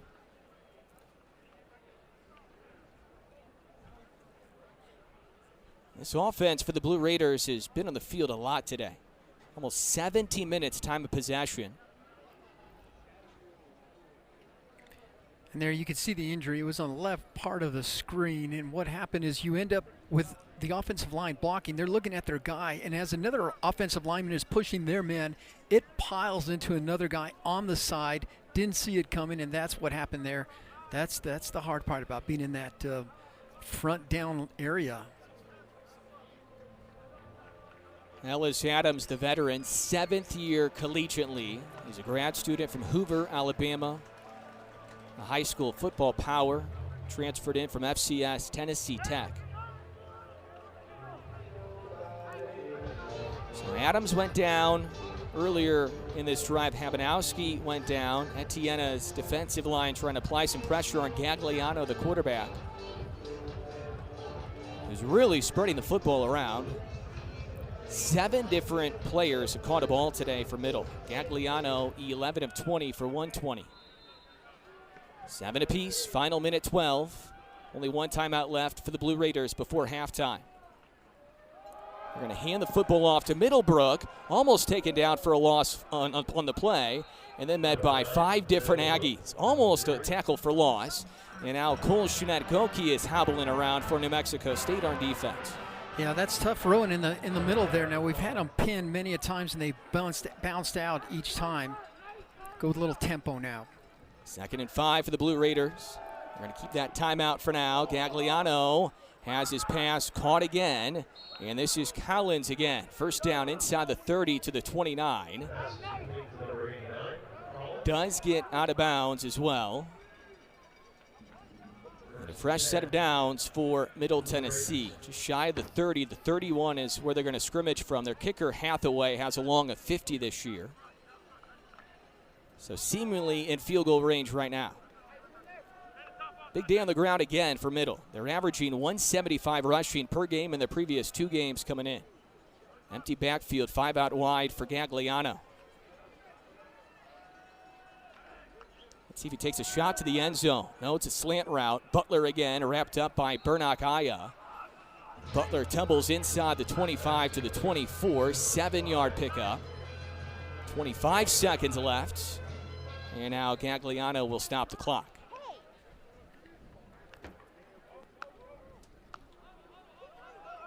If we get to Hathaway, we'll try to tell you his incredible story. He's 10 for 13 this year on field goals. Game clock operator, please reset the game clock to 22 seconds. 22 seconds. They also have Balin Woodman, who handles kickoffs, but the field goal try would likely come from Hathaway. 3rd and 3 for Middle. Aggies trying to hold the Blue Raiders to a field goal attempt here in the final 22 seconds. Aggies will get the football first in half 2. Middlebrook now in the backfield. Gagliano. Play is blown dead. Looks like a timeout called. Prior to the snap, timeout. Middle Tennessee, their 3rd and final. 30 seconds in length. So Middle Tennessee has to use that final timeout, which they might need to run the kicker onto the field, Danny. Yeah, that was kind of not what I was thinking they were going to do right at that time there, but he must have seen something in the alignment that they didn't like, the play they dialed up. Maybe the Aggies were sitting in good coverage on that, and he had to burn that timeout, which may cost them. Jacob Hathaway, their kicker, had never attempted a field goal at any level before this year. He has a soccer background, and if the Blue Raiders cannot convert on a 3rd and 3, they'll probably run him out for a field goal attempt. Aggies trying to make it difficult on the Blue Raiders to run him out as well. No timeouts left for Middle.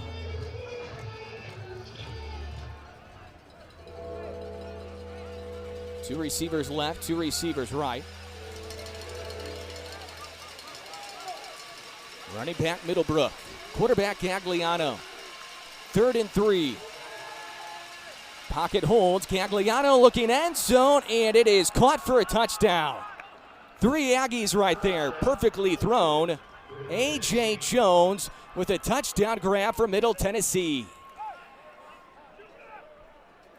You know, part of what the coach's plan is, like, you get in this area, everybody run their zone, stay in their zone, and they get you to the right position. At some point in time, got to have a player just jump up there and make a play. We rush 3, drop everyone back in his zone, and you can see we have guys all around, but no one willing or able to step up and make a play on him, and he just gets right by 3 guys and scores. Point after from Hathaway. And it's 14-7 Middle Tennessee. 9 plays, 86 yards, 140. That was an impressive scoring drive for the Blue Raiders during that 2-minute drill.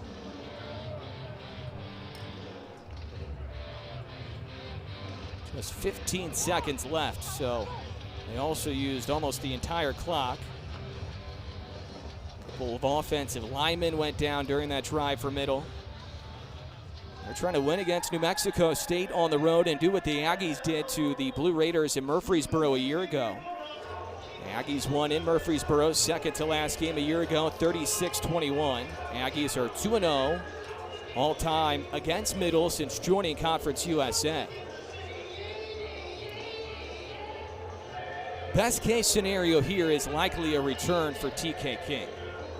I don't think the Blue Raiders will give him any chance, though. Oh, I certainly would, and I think you'd want to, but the kicker's been putting it well out of the end zone anyway. But yes, don't put it in TK King's hands.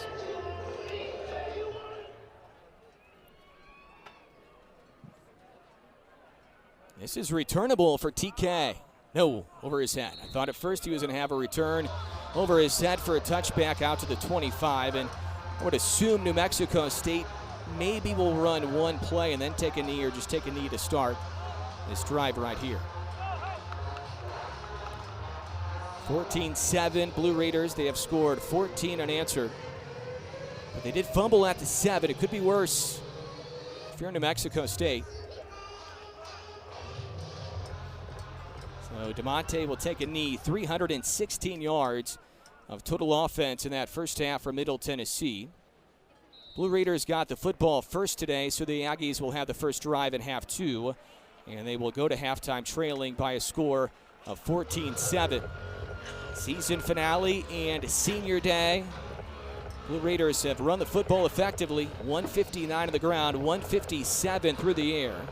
Aggie running game sputtering with only 41. DeMonte's thrown for 145 in his second straight start. Middle Tennessee 14, New Mexico State 7. Halftime coverage comes up next.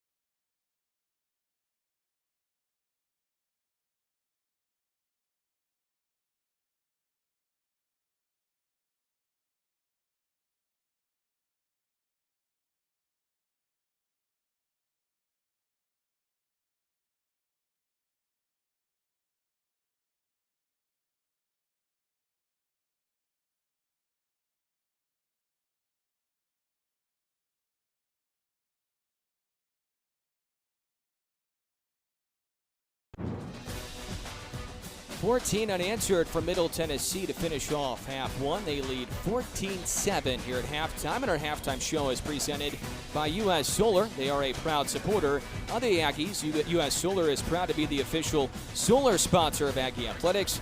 Learn more at us-solar.com. GECU is the title game sponsor today. The VP for Community Engagement at GECU is Stephanie Kados, and she is on the field with Kelly. That's right, Stephanie. Thank you for joining me here today. GECU just announced their intent of buying Bank of Southwest. Just tell me a little bit more about that opportunity. Yeah, well, with the support of GECU's board of directors, we are able to acquire and have the intent to purchase substantially all the assets and assume all the liabilities of Bank of the Southwest. They're a bank located in New Mexico, and they have 11 locations throughout the state. And this is pretty momentous and exciting for GECU. A good milestone. Tell me where else New Mexico residents can find GECUs. So actually earlier this year we opened our first location actually here in the city of Las Cruces. So we're super excited about it, but we're accessible for people throughout the state of New Mexico. People can visit gecu.com to kind of learn how easy it is to become a member and also discover the different products and services that we offer so we can support them on their financial journey. Something that's really important to GECU is the community. Talk to me about a little bit of the community give back events that you guys host. Community impact is the heart of GECU's philosophy, which is people helping people. With the support that we bring to the community, we're able to contribute to the growth and the well-being of the surrounding regions of everywhere that we serve. And so it's really meaningful, really important, and it supports not only our members, but also future generations in all the cities that we serve. All right, Stephanie, thank you so much. Adam. Thank you, Kelly. Thank you to Stephanie, and thank you to GECU for their continued support. Halftime continues after these messages.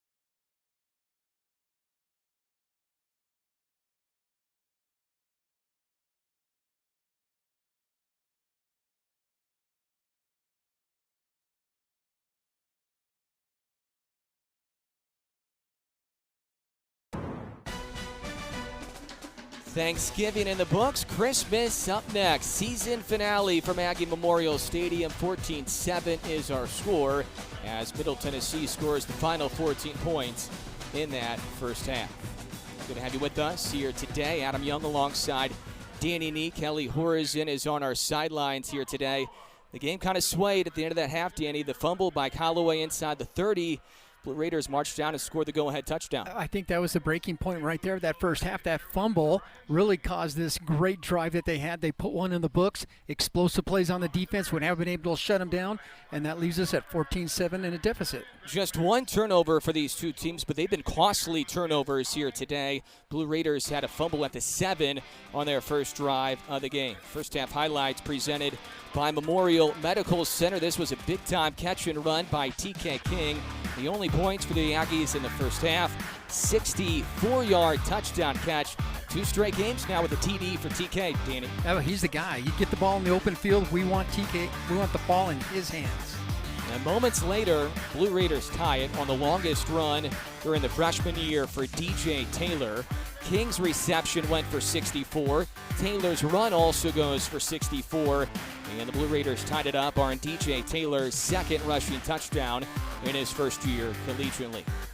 And then final seconds of the first half with 15 seconds left. Gagliano hooks up on 3rd and 3 with A.J. Jones, his 4th touchdown catch of the year. He's a transfer from Arizona. The Aggies were trying to hold the Blue Raiders to a field goal to finish off the half. 14-7 Blue Raiders here at the half at Aggie Memorial.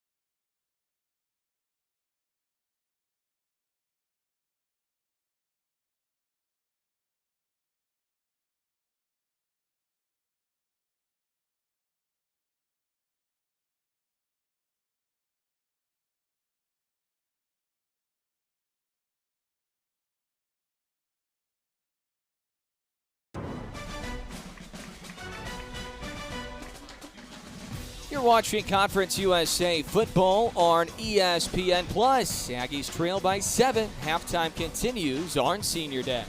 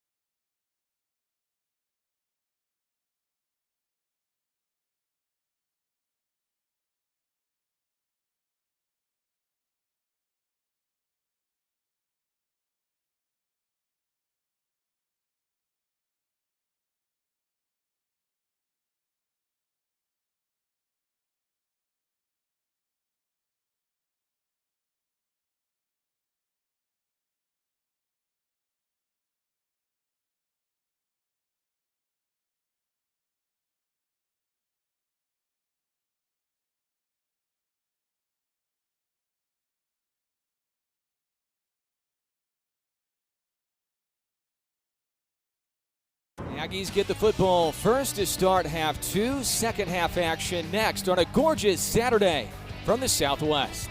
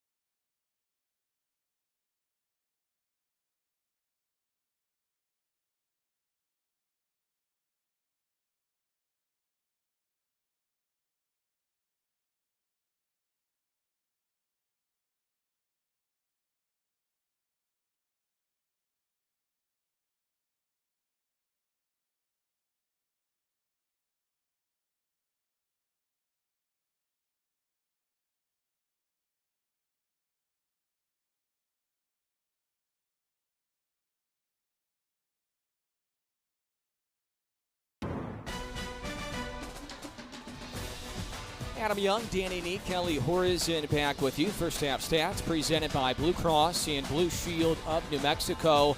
A couple of big turnovers, one on the Blue Raiders, one on New Mexico State. Time of possession dominated by the Blue Raiders.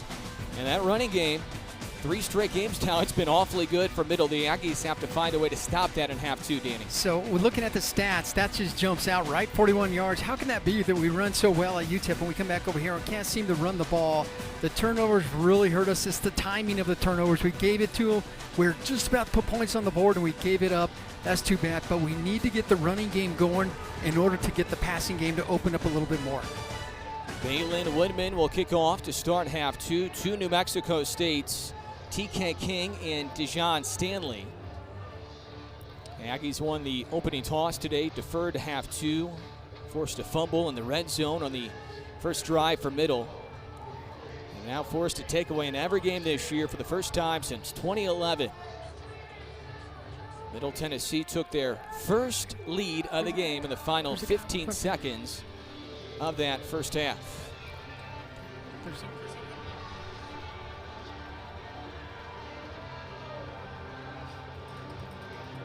Woodman ready. He's been able to blast it through the end zone the entire afternoon so far. Here's the kickoff. And King will bring it out of the end zone. Kind of a dangerous return for TK, who runs into one of his teammates, Quincy Davis, and he's sent backwards around the 15th.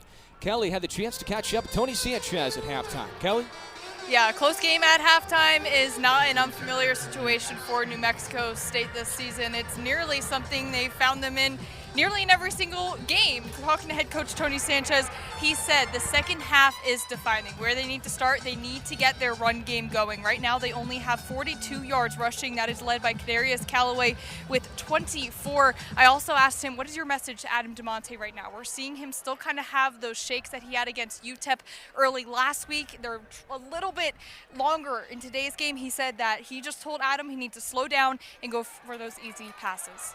That's a pretty easy pass. A better catch for Kadarius Callaway, the running back, who picks up 9 yards out to the 25, Danny. I totally agree with the advice. That's always seems to be advice, like slow the game down, take what's out there, just take what they give you, don't make it any harder than that, and then defensively, let's stop them. DeMonte 12 for 20 now for 145, so the numbers still look pretty good for this redshirt sophomore quarterback. Throws it over the head of TK King, who had a step on Abdul Muhammad, the cornerback. There's been some throws that have sailed and some throws that have been low today. Well, there's certainly, he zipped that ball, had a little determination on it, but was behind him, you're right. Could have let him a little bit more.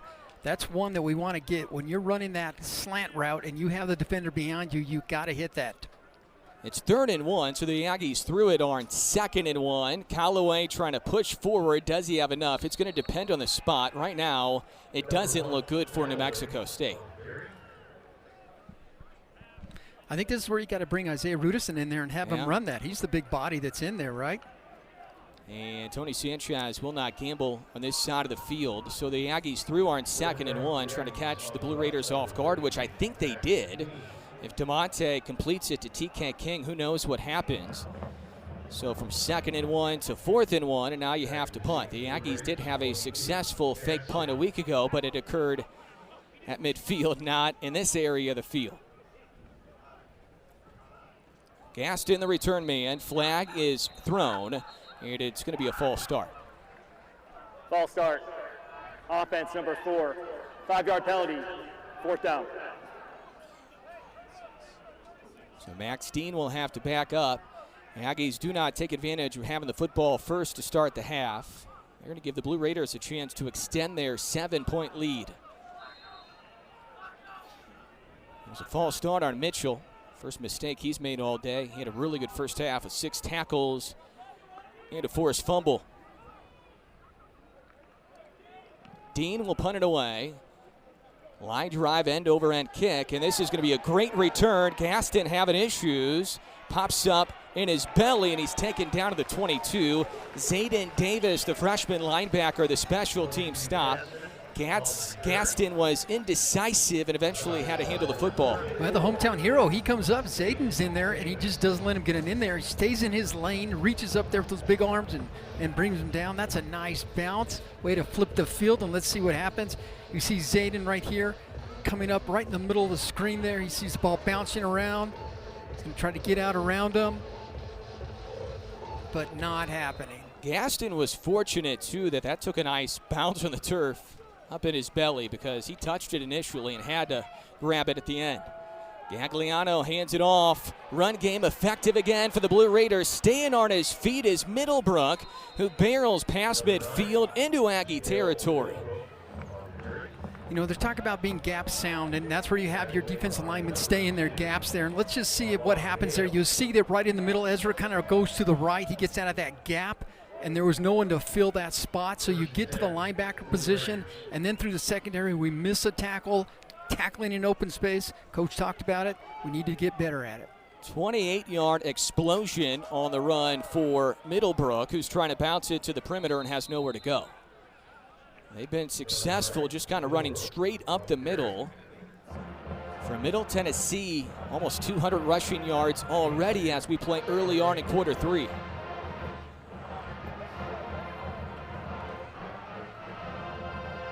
Aggies bringing a couple of subs as Quincy Davis checks in. So does Cole Shnetkoki. Coming in for Thompson and Tuitama.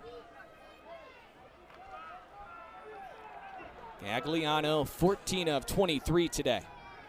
He's thrown for 157. Inside give, waiting for a hole, Middlebrook. Push back, not a whole lot there.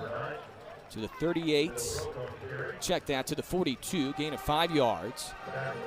3rd and short, coming up for Middle. Yeah, Shnetkoki, he's in the middle of that thing. He's a big hoss in there at 6'2", 300 pounds, hard to move around. He stayed in that gap. He still looked like he's hobbling just a bit coming off the field, but that was a big stop there, bringing up a 3rd and short. Blue Raiders 4 for 9 today on 3rd down. Aggies 3 for 8. This is 3rd and short from the 42. Gagliano throws and completes the pass. Butler was his favorite target in half 1, and Butler has a 1st down on his 6th catch of the day. Almost 70 receiving yards for Miles Butler today. You know, as much as we try to get to Roman, let's see him back there in the pocket. Look how he checks left and gets rid of the ball quickly. We haven't been able to get to him and affect his passing game at all. And anytime he's having time to sit back in there, we're just not sticking up on that defensive corners to knock that down. He is poised and comfortable, especially for a redshirt freshman out of Opelika in Alabama, 6'2", 220. Making his 3rd straight start. Taking over for Vattiato. Throws it to a man who's wide open, but he overthrew him. And Thompson coming in from the left side, he brings the heat in there. And I'm not sure if he just felt him coming down because he just let that thing fly. It was just too far. For an injury to the offense.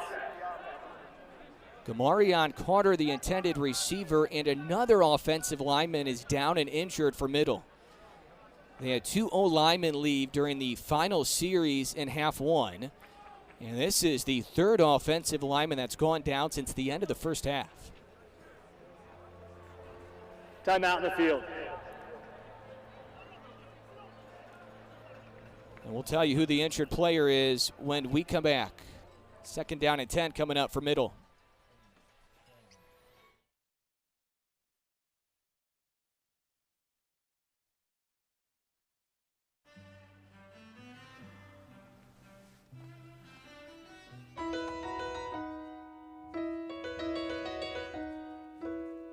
Making my way downtown, walking fast, faces pass and I'm homebound.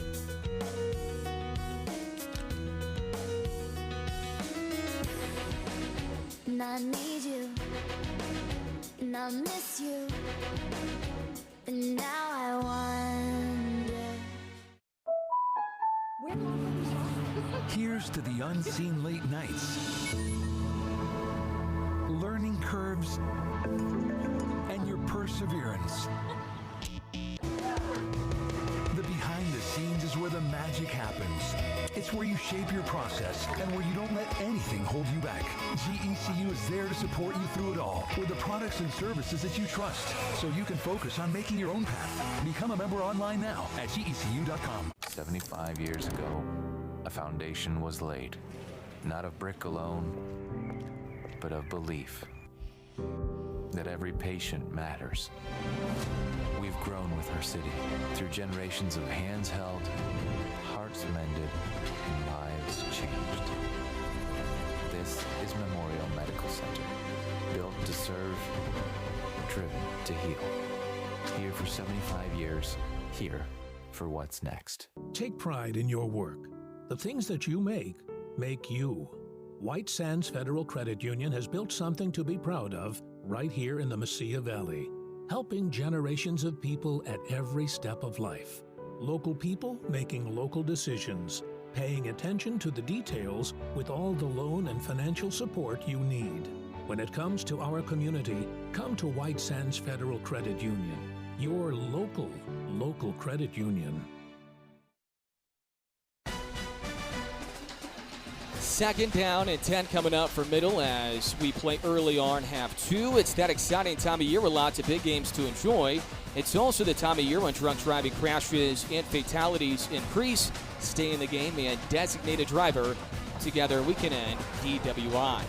The injured player before the timeout was Mateo Guevara, the veteran center. So Aaron Alexander takes over for Middle at the center position. He'll snap the football to Gagliano. Gagliano design run. The Aggies sandwich him right away. He's trying to push forward. He does. And Gagliano gets a couple extra to the 29. So a gain of 7 for the big quarterback. It could have been a gain of only a couple. You know, he just wasn't going down easy. He's a big guy, and he'll stick his nose in there, and he'll continue to push the pile, and he did. He got some extra yardage in there. Only 28 rushing yards for Gagliano today. He hasn't run it much, only 5 times. 78 rushing yards per game in his 2 starts coming in. 3rd and 3. Middlebrook in the backfield. Check that, it's Taylor. Gagliano chose to bounce it, and Gagliano's pulled back. It's going to be 4th and 2. Danny, if he runs straight ahead, he has the first down. Not sure where he thought he was going to get to on that, and I think that was that Thompson on the side there that just held on? Yeah, so he made the initial contact and just held on and just tried to pull him down there. See Thompson there. You'll see him on the left side. Right there's the opening you were talking about. He tried to go around. Nick Session was there, and Thompson just held on. Blue Raiders in field goal range, but they're going to roll the dice. Why not? Here in the season finale. Pistol back is Taylor on 4th and 2. Nowhere to go for Taylor. Turnover on downs. Derek Mason rolls the dice, and it does not work. The pursuit to the ball, the number of hats to the ball is just incredible, and I think that was the stop. We had him coming from the backer spot. We had him coming in from the sides. Nick Session comes screaming in from the left side there and just really grabbed everyone, pulled them down. That running game has been so effective today for the Blue Raiders, but the Aggie D-line and the Aggie defense overall makes a stand. Aggie football when we come back.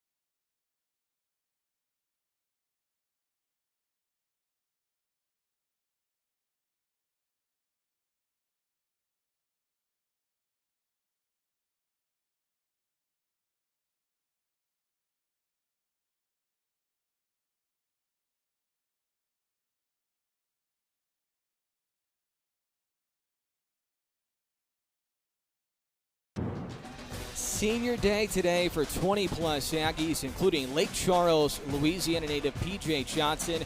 For more on his story, we send it down to Kelly. That's right. We have officially entered the final half for 25 of these guys' last final football game of their career, at least at the collegiate level. One of them I want to highlight in particular is P.J. Johnson III. He has been phenomenal for this program ever since he came in 2021. He has seen time in every single season with the exception of 2022 when he earned a red shirt. But what makes him truly special is the fact that he has spent his entire collegiate career here at New Mexico State, something you do not see nowadays considering NIL as well as the transfer portal. Why he stayed, he said when he came here at just 18 years old as a freshman, he truly felt accepted both on and off of the field, a product out of Louisiana. He saw a lot of guys that he looked up to go to the next level, play, but a lot of them not finishing their career or at least not finishing at the same university. So he wanted to be someone that younger kids and generations could look up to, saying, hey, you can go to one school and you can make your impact, and an impact he has made. Quick dump off to Dijon Stanley after the holding penalty on Elijah Harvey. 3 different head coaches is what PJ's played for. He was here during the Doug Martin era, played for Jerry Kill, and now playing for Tony Sanchez for a second straight year. And this has been his best career year statistically. 3 catches, 21 yards, and half one for PJ. He is not in the game right now. 2 receivers right, 2 to the left are in 2nd and 19. Offensive line struggling right now. Underneath to Dijon Stanley. There is just not a lot of time to throw for Adam DeMonte right now, Danny, and he has to get rid of it quickly, doesn't he? Yeah, you know, and coach's thoughts about just relax and just let the game come to you. When the defenders are in your face as fast as they are, it's coming in a hurry, so you have to make quick decisions there. Dump off quickly to Dijon. He hasn't had much time to get settled in at quarterback, sitting back there throwing the ball. Aggies have struggled a bit on 3rd down today, 3 for 8. That's Pride in motion. On 3rd and 10, DeMonte gets rid of it, and it is picked off, intercepted. And that's Gaston, the return man, who also plays on defense as a safety. And Gaston with the pick, excellent field position coming up. DeMonte was going backwards and threw it in heavy traffic. The ruling on the field is an interception. 1st and 10, Middle Tennessee. Officials timeout. Of course, an ill-advised throw, but when you're going backwards and you're trying to throw the ball up, and we don't even have numbers out there, that it's hard for anything good to happen, and what happens is you get picked. Juwan Gaston with his 3rd interception this year, the redshirt senior out of Montgomery, Alabama. And right now it is Middle Tennessee winning the turnover battle. +1 for them right now, and that is a big pick. Another player injured for Middle. They're going to take over at the 12-yard line, so the Aggies get the turnover on downs and then do nothing with it. They also had a nice run wiped away to start that last drive because of the holding penalty.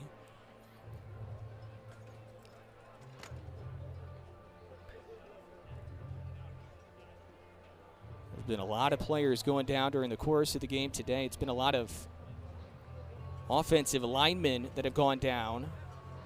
This is McDonald, who gets up and can walk off on his own. Aggie offense putting a lot of pressure on the defense today. +8 time possession for Middle. Aggie defense has been on the field a lot. Yeah, that makes it really tough for the defense, because you're out there and you come back out on offense. They turn the ball over and you're back out there again. They tend to get tired. Now they're going to call on them again. It's time for them to step up, see if they can hold them to 3, try to keep the game close. 30-yard return on that interception for Gaston. The Aggies did make a touchdown-saving tackle. And I would think the Blue Raiders will stick to the ground here and stick to the running game.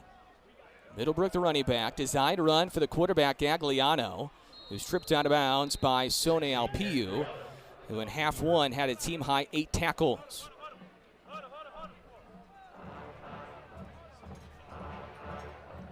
Five-yard pickup. 2nd down, 5 yards to go. It is not goal to go for Middle Tennessee. They need 5 yards for a 1st down.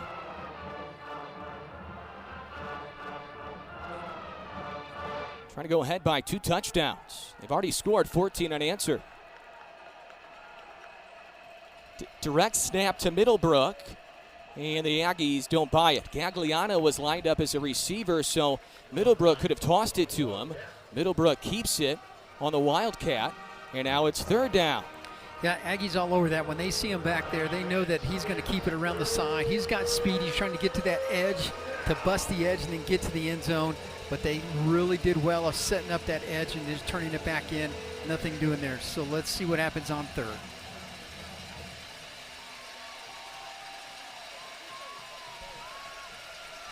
Line to gain is the 3. Gagliano looks across the middle, and it is incomplete. Incomplete.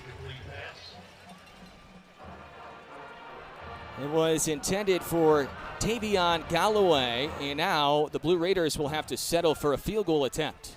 He threw that across the middle there, Adam, and I saw an Aggie coming across there, and I thought he got the pick, and that was right there running across the middle of your screen. I thought, oh, they picked him right here. Oh, that would have been great. Great pick. That was Torrey Gathers back there on defense. Jacob Hathaway, 25-yard field goal attempt. And it's true. Hathaway, a great story. We talked about it earlier. Had never attempted a field goal at any level before this year. Has a soccer background, played collegiate soccer at West Virginia Tech. And he knocks in the 25-yarder. So the Blue Raiders don't get 7. They only settle for 3. They lead 17-7 here in quarter 3. At Jiffy Lube, Great, I'll just catch up on emails. and we do it fast. All set. Can't thank you enough. Jiffy Lube. Every year, thousands of nursing home and assisted living residents face neglect and mistreatment. But as an ombudsman, you can be a voice for those who often go unheard. Ombudsmen advocate for residents' rights and ensure quality care. It's an incredibly fulfilling experience. I know because I am one. Whether you're retired or just starting your career, your dedication and compassion will make a significant impact. Learn about volunteering as an ombudsman today at aging.nm.gov/volunteer. For decades, Nusenda Credit Union has been here for you and for our communities. Through Earn Your Return and community rewards, you're earning cash back or supporting programs that will make a difference for generations to come. Whether your dream is big or small, we've got you. Good for you, good for our community.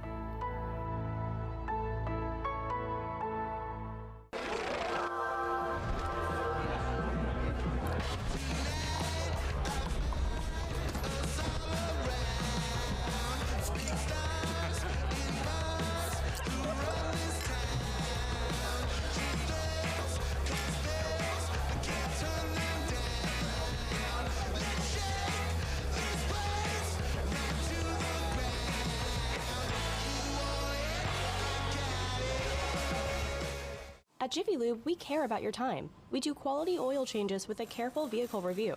Great, I'll just catch up on emails. And we do it fast. All set. Can't thank you enough. Jiffy Lube. 17-7, Middle Tennessee has a 10-point advantage. They have scored 17 unanswered after the TK King first half touchdown. But Danny, 4 plays, 5 yards. I mean, it could be right now a much larger lead for Middle Tennessee, but the Aggies able to hold them to a 25-yard field goal. Yeah, absolutely. And I think it's time for the offense to get in gear. I know it took a late comeback, but hopefully we don't have to wait and hope and plan on something like that. Let's put something together on this drive right now. Offensively for New Mexico State, 205 of total offense. Almost 400 now for Middle, 369. Aggie running game has struggled today. Only 41 rushing yards and a fumble inside the 30 for Kadarius Callaway at the end of half one. And a nice run, like we said, on that first play of the previous drive, but it was wiped away in the holding call. The offensive line, the running game, the quarterback play, everything just hasn't been in sync today like it was when the Aggies scored 34 at UTEP a week ago. A lot of time left, 6 and change, third quarter. Aggies were in a spot like this last time at home against Kennesaw State. In fact, they trailed 24-7 in half two and came all the way back, almost tied it, almost won the game. Brody Malone Bradford, the streaking catch, the big freshman wide receiver who's had a great year. That goes for 10 and moves the chains. I like it, and I like that there's a little tempo as well. So I like when you're getting the defense, you get a big completion, and then you get up there and run another play. That's where they've been at their best. You think back to that game-winning touchdown drive a week ago when they had to hurry. They were at their best with the tempo. Callaway runs it out to the 38-yard line. Middle Tennessee trying to say that he fumbled it. I think he was down run the field first as the down. runner's knee was down prior to the ball coming loose. And now a player falls down from middle in the defensive backfield after the play was done. Officials timeout for an injury to the defense. That's Abdul Muhammad. I'm assuming middle would love them to review this and make sure that his knee was down. Well, let's go back to the offense. When they talk about tempo, the thing that happens defensively is that you get caught, they find something that works. It could be a slant, could be a run. And if you just continue to run those plays again and again, the coaches don't always have time to come back and make the adjustments. It says, look, you need to play them inside out or outside in. You need to try this or do that. And you stay on the field. So that's why I like tempo. It keeps the rhythm, keeps momentum going. And I like when they stay with that. I'm unable to get up. Okay, they were stretching him out. Might have just cramped up. It's kind of an awkward play because he fell down a couple seconds after the play was done. Nobody had touched him. He might have just cramped up. So they stretch out his legs and he goes off, gets some water and gets hydrated. 2nd down and 7. They will not check that previous play to see if Callaway fumbled for a second time today.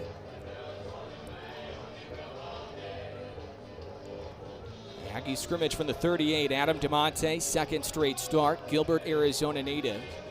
Had a record-setting high school career in Gilbert. 59 passing touchdowns, nearly 5,000 passing yards as a high school senior. DeMonte loading up, throwing it far sideline. What a catch, TK King. He's only 5'9", but it looked like he was 6'2 or 6'3 as he reaches high and pulls it in inside Blue Raider territory. It was a long throw. It was across the whole field diagonally and still downfield quite a bit. TK did have to go up there and climb that ladder and get it, and he did a great job. Great pass, though, still. It was a long way. 16-yard grab. Big day again for TK, who has the touchdown catch. That's his 5th catch of the day. Bouncing it to the outside. Callaway stays on his feet near the 40. Hard run by Kadarius for 5 yards. Playing in his final game collegiately here today. That's a good run right there. And what that does is it keeps your defense honest. When you run the ball and you're being able to come back and pass the ball, it's like now you be watching for the run. And Coach said that he showed us last week that he's not afraid to come back to the run. 2 receivers right, 2 to the left. Tight end Harris lined up in the slot. Catch made by Jackson Owens. Just his 2nd catch in the previous 8 games. Minnetonka, Minnesota native, playing in his final game collegiately. Nice toe tap here. You see Owens out there. A little out pattern. I know I'm near the edge, so I got to do a little toe tap right there. Fresh set of downs for the Aggie offense from the 39. Running back is Rudison. Inside give to Isaiah Rudison, who gets to the 3rd level. Stampedes his way to the 25. 9-yard pickup for Rudison. Had a 36-yard run a week ago in the win against UTEP. 4 carries, 41 yards. From the 25, DeMonte looking underneath, caught by Rudison at the 20-yard line, so a 5-yard pickup. Yeah, last week, in addition to those 4 rushing attempts, 41 yards, he also caught 2 balls, and he's got good hands. He comes out of the backfield.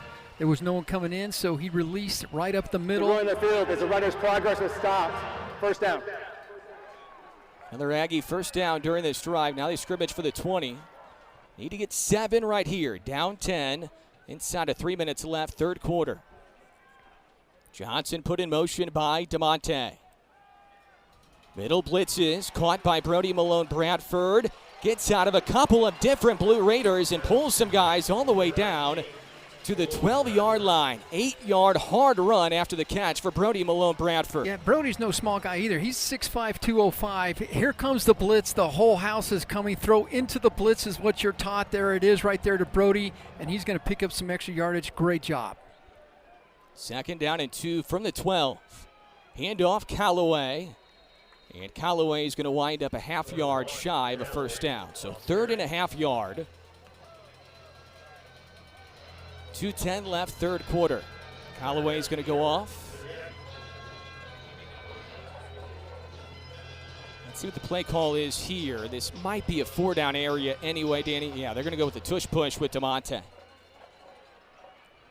So the Aggies are going to try to push their way forward for this half yard. This is where the big boys win it. DeMonte reaches ahead, and DeMonte has the first down. He's a pretty big guy, 6'2", 195, and now it's going to be 1st and goal. And I think he saw a little crease right to the right, so you'll see that he'll just push right in there to the right. But if he needs a little help, he's got all the guys in the back giving him the assist push from behind. But I think he had it anyway. I like that a lot better in short yardage plays where you get up underneath the center. It just makes it a lot better than staying into a shotgun. This has been Donovan Fappel's area of the field. Fappel does not have a catch today. Had 2 touchdown catches in El Paso a week ago. 4 touchdown catches in the previous 3 games for Fappel. He has 7 touchdown catches this year, tied for the league lead. And a timeout is called by New Mexico State before the play. They're first.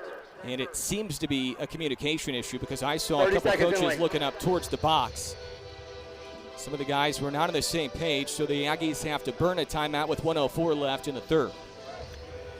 You know, Donovan Fappel, this is his area as you talked about, and I've noticed that the Middle Tennessee defense, they have number 2 McDonald on Donovan. So Donovan started on the left side. He moved to the right, so did McDonald, and I think McDonald's going to play him straight away. I think that's one where you're going to say, look, you put your best guy out there, we're going to put our best guy on him, and let's see who wins that.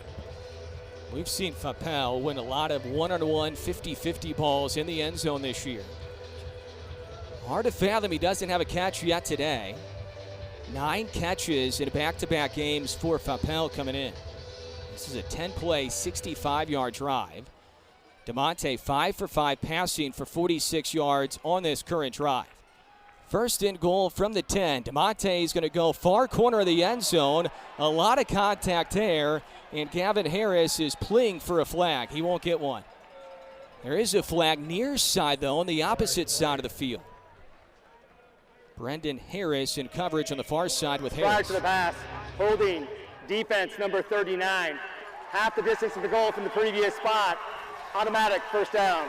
That was the opposite side of the field, Danny. It was. Didn't even really affect anything. And I think what they're doing, if you go back to Donovan, we talked about Donovan, you'll see the penalty on the left side right there. He's trying to release out, and we're just going to hold on, and that's the penalty right there. On the top of the screen, what we're doing is actually taking Donovan and running him across the middle, dragging someone, and going behind him and almost like a rub route. King in motion, DeMonte rolling out, wide open man in the end zone, deflected and caught for a touchdown. TK King, his 2nd TD grab today. It was touched by a Blue Raider. Great concentration by TK. TK King has to keep his eye on the ball as it's coming up. It gets tipped. That's the hardest thing to do when the ball is tipped, to watch it come back down in your hands. He gets behind the defender, and all you got to do is get it over top. Makes it sound so easy, but that was a great jump there just to tip it. TK gives you a spin that says, yep, I got it, my 2nd. Point after from Ryan Hawk with 52 seconds left. 3rd quarter.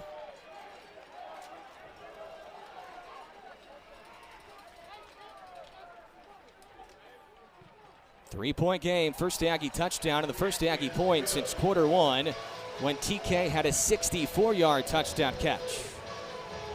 11 plays, 75 yards, 5-12 is what it took to cover. Good tempo, good rhythm during that drive, Danny. I was just going to say, where's that offense been, Adam? It's just, it all clicked that time. They ran the ball well. They threw the ball well. Receivers got some extra yardage in there, and I think what starts with the tempo, and it just gets you in this rhythm, which we talk about, and they're able to just march all the way down the field and pick up a touchdown. Before last week, in the final 30 seconds, TK King had 0 career receiving touchdowns, going back to his time at Texas Tech, his time at Wyoming, and now his lone season so far at New Mexico State. 2 touchdown catches today, the game-winning touchdown catch a week ago, 3 touchdown catches in the last 4 quarters of football for TK King.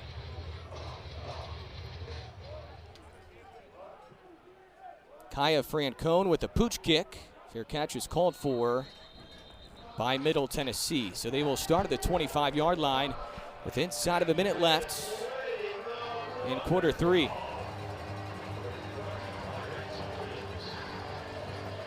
Danny, I can't emphasize this enough.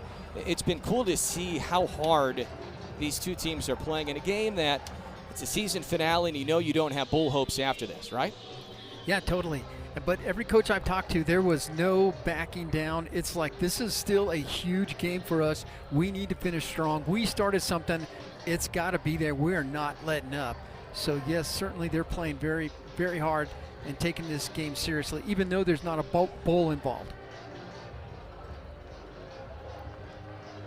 Roman Gagliano back at quarterback for Middle. 15 of 26 today for 163 and a touchdown. He's only run for 34 yards, and I say only because that's well below his season number. From the 25, 1st and 10. Lacey in motion behind the formation. They'll swing it to Lacey. Armand Hale not fooled one bit inside the 20. TFL for the redshirt senior from Akron, Ohio. Man, if he was any faster, he could have picked that and taken it to the house. There was someone on him. He saw this coming out there. I'm sure it's something they looked at on the film that says, yes, you're coming out here. He has to beat a guy at the top of his screen. Here's a guy he beats, and then he's got to get to the ball and make a tackle, and he was there. Loss of 5 yards on the play, 2nd down and 15. Just ahead of the 4th quarter. Gagliano looking to his receiver, his best target today, Miles Butler. And Butler makes the catch just past the original line of scrimmage. Gain of 7.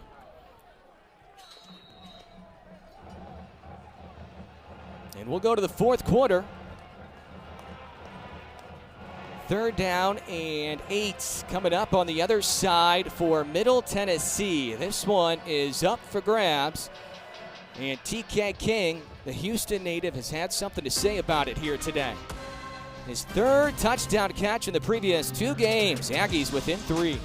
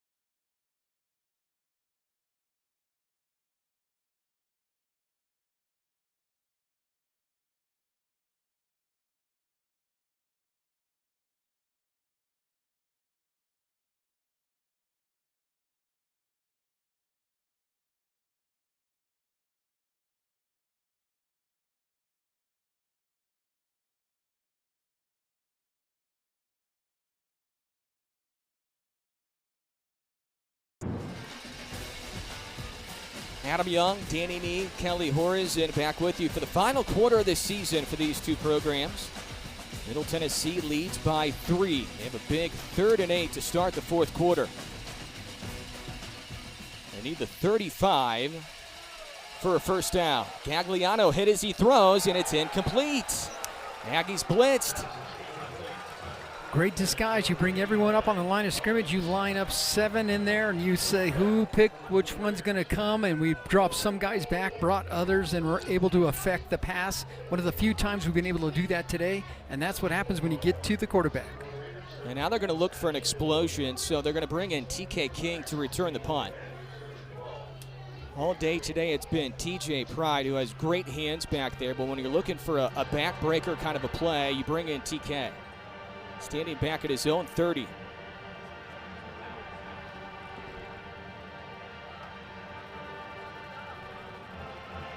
Logan punts it away. And it is a blast of a kick. And it's going to backspin and take a couple of Aggie bounces near the 20, but a big, big punt. Holy smokes. You By talk the about Anaheim Hills, California native. You talk about flipping the field on a punt. That was flipping the field. He put it out there, and it just turned over. Wow. No chance for a return. It was right around the 12 when it bounced first. It's a 54-yard punt despite the backspin. And now Adam DeMonte will try to lead a tying or go-ahead drive early on in the fourth. Started his career at Northern Arizona, had a redshirt year at Arizona, and then Tennessee State during spring ball. Did not come to New Mexico State until early on in the summer. Dijon Stanley nowhere to go. Loss of 1 on the play. Stanley, 5 carries, 10 yards today. Just hasn't had that big burst that we've seen the last couple of games. And on that last play, there's nothing he could really do. As soon as he had the ball from the quarterback, they were wrapping him up, knocking him down, so he had nowhere to go. Running game 60 yards today for the Aggie offense. He had 194 on the ground a week ago, a new season high. DeMonte throws on second down. Great outstretched catch by TK King to the 23 for 6 yards. 3rd and 5 coming up. That's a great job by TK right there, because you get out there and you know that the defender's on your back and you have to reach out for the ball, and that's what it's going to take, because if you wait for the ball to come to you, it may not get there and they can knock it down. But if you go get it, stick your arms out there, you got to have strong hands, and he was able to pull it in. 6 catches for 115 and 2 touchdowns for King today. Brown in motion. 3rd down. King, another great catch. Came back to that one as well, Danny. These aren't easy grabs. They are not easy. And again, I think they're following some of the other receivers on the trip side over there, leaving TK on one-on-one coverage. And when that happens, TK runs great routes, got great hands, which we've seen. He's able to pull in 2 big passes right there. 5'9", 180 redshirt junior out of Houston, playing arguably his best game as an Aggie. Across the middle towards midfield, pulled in by Gavin Harris. You would still love to see more of him. He goes for a dozen on the catch. Big Gavin Harris, he kind of comes out across the middle there. They run a 2-by-2 formation. TK and Gavin are lined up. TK goes deep. Gavin crosses the middle, wide open for the pass. Just shy of midfield at the 44. Good tempo again during this drive. Trying to shimmy through a hole is the running back, Dijon Stanley. The play was blown dead before the ball came loose. Second down. Stanley just having a hard day trying to find any sort of space. Yep.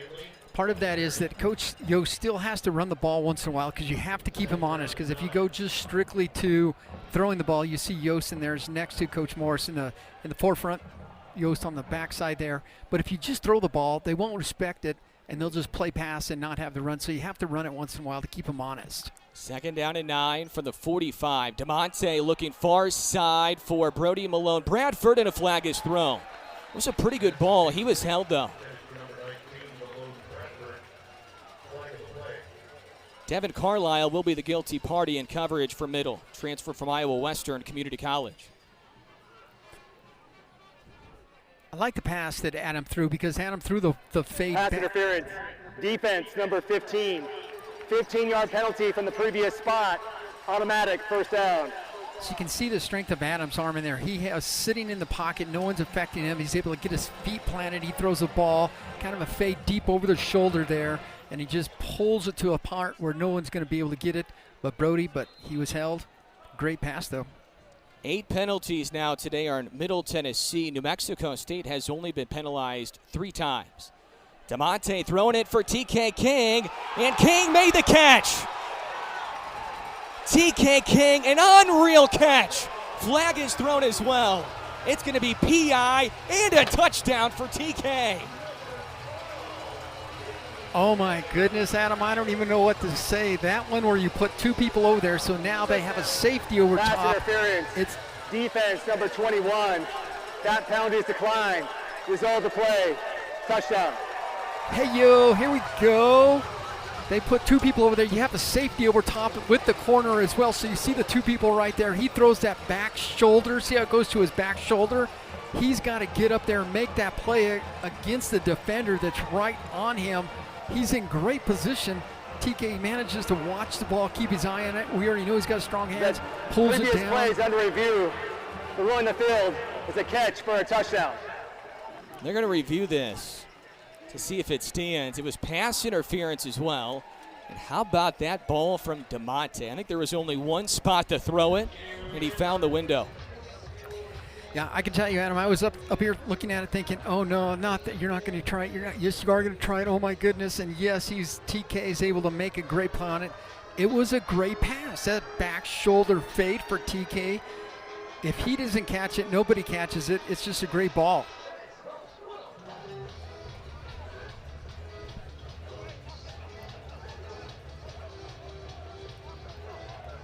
Tug on the jersey right there. Foot down. I think they're reviewing to see if he was in the end zone, Danny, or if he was short of the end zone. Yeah, so even if he doesn't get in, it's a good catch, for but a TD, might have been short. Yeah, he may be a little bit short. But you can kind of see how Adam had to put the ball up in the air and how long TK had to keep running and still look back for the ball. I think he's going to be short.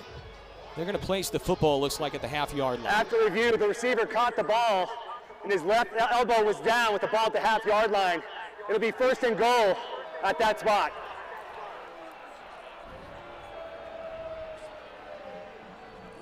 So the Aggies have the touchdown wiped away, but they're going to have 1st and goal from a half-yard. And 4 chances to get it, you better believe. Come back with the tush push to begin with? I think I would. I think I'd go for it. I think so, too. Yeah. I would like to reward TK if you're New Mexico State, but they'll go tush push. DeMonte trying to plow in, and Adam DeMonte bulldozes into the end zone. Touchdown, New Mexico State. They jump in front. That's a great job of that push there. We've seen it work already once tonight. It was just, you just can't stop that. It's very hard to do. I think Adam found the right spot. He looks around, looks for a crease, and is able to just stick his nose in there and pick up the TD. One after coming up from Ryan Hawk. That would have been the 3rd touchdown catch for TK King today. But I know he just wants to win football games, and he'll take it, a 40-yard grab to help the Aggies go ahead on the 1-yard touchdown run by DeMonte. Off the upright and then through. Wasn't pretty, but it works for Ryan Hawk.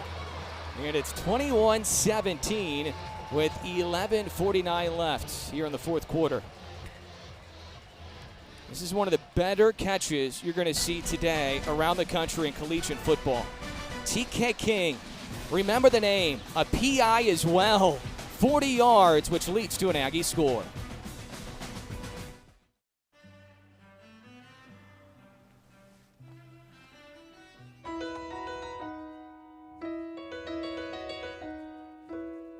Making my way downtown, walking fast, faces pass and I'm homebound.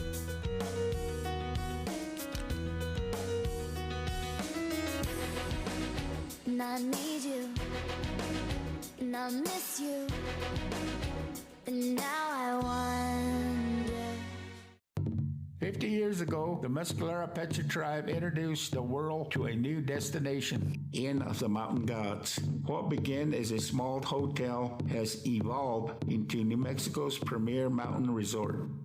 To all those who have supported our tribe through the years, we thank you and welcome you to celebrate the 50th anniversary with us.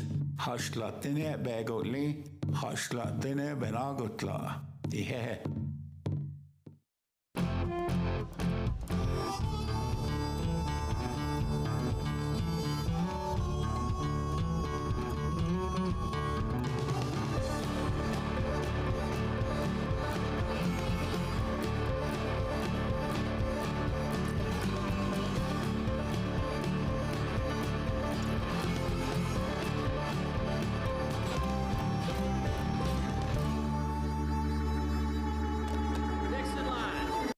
Every year, thousands of nursing home and assisted living residents face neglect and mistreatment. But as an ombudsman, you can be a voice for those who often go unheard. Ombudsmen advocate for residents' rights and ensure quality care. It's an incredibly fulfilling experience. I know because I am one.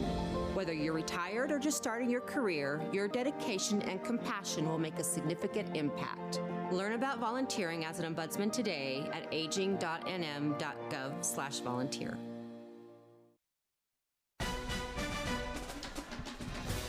Tony Sanchez's crew trying to win back-to-back games to finish the year, finish with 5 wins. They have scored back-to-back touchdowns, erasing a 10-point deficit.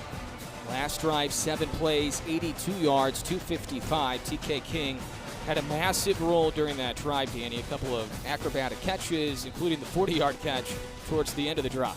Yeah, I might rethink the defense a little bit more of, let's not leave TK in one-on-one anymore. Let's give him the help. At which case, Donovan's open. So you have to kind of choose your poison there, but he had a fantastic help on that last long drive.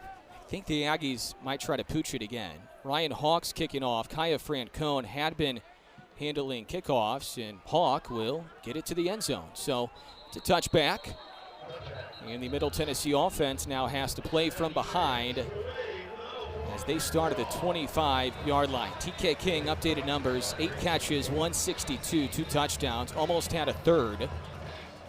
He's been targeted 12 times today, and he has been a game changer. And Tony Sanchez, when you go back to July, said, we have a guy who's a game changer, TK King, who missed the first 4 games, and despite that has put up really good numbers the entire year.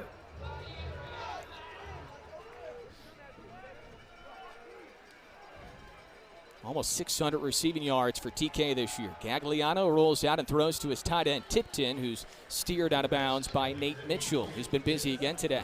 Nate's been everywhere. He came screaming on that. He saw that develop as everyone came to the left with motion, and Tipton kind of sneaks in behind. I think Nate saw that. He spied it, and he just tracked him down and just assisted him out of bounds for just a short gain. Gain of only 2. It's 2nd down and 8.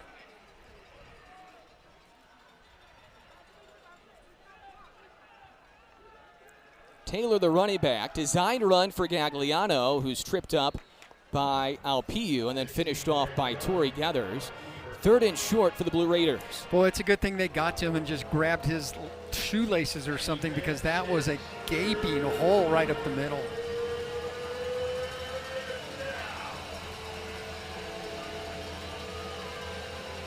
Third and 2 for Middle Tennessee. They're starting to struggle now on 3rd down. 5 out of 13 today.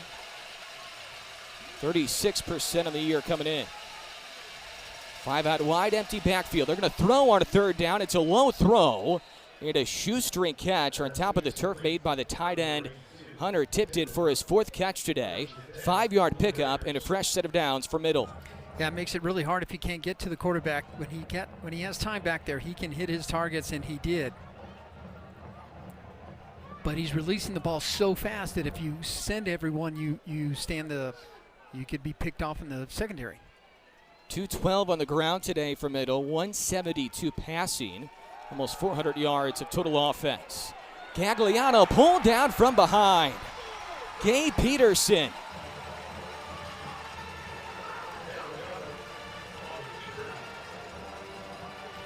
Well, and there's one way to do it. If you can't bring extra guys from the secondary, you line up your front 4 and you just say, you guys, you get it done. That's Henry Davis there. Gabe's in the middle of it. You just push back. That push by the defensive line really helped. Just put with her all in his face. He had nowhere to go with it. Loss of 4 on the sack. 2nd down and 14 for Middle. Fake pitch, Gagliano. Gagliano almost dropped again. It is juggled and dropped by Alpiu. Oh, he hit it twice with his right and once with his left. Oh, that's a touchdown. And it all starts with pressure up front, right? So as much as that we talked about it earlier, we didn't see as much of it in the middle of the game. Here in the second part of it, look at the pressure that he's got Official on him. timeout He just for throws an the ball. injury to the offense. Sone would love to have that one back. Almost had his 3rd career pick. Nonetheless, it's 3rd and 14. Tipton's out of the game now for Middle Tennessee, and a long way to go for Gagliano, who threw that one up for grabs. Let's see what Joe Morris, the Aggies' second-year defensive coordinator, dials up. On a 3rd and 14, flag comes in pre-snap. False start on Middle.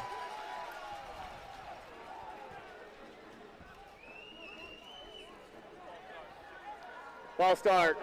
Offense, number 66. 5-yard penalty. 3rd down. Those are tough. That's the death by 1,000 paper cuts. You just get little 5 yards on top of 5 yards. You get back, and it just puts you so far behind the sticks. It makes it really hard. Now it's 3rd and forever. And that is on backup center Aaron Alexander, who had to come in earlier because of the injury to Mateo Guevara, the veteran center. And you had to wonder when that would play a role. Line to gain is the 48, and the Aggies are going to pull back. Gagliano again. Inside the 15. There's Jamal Thompson Jr.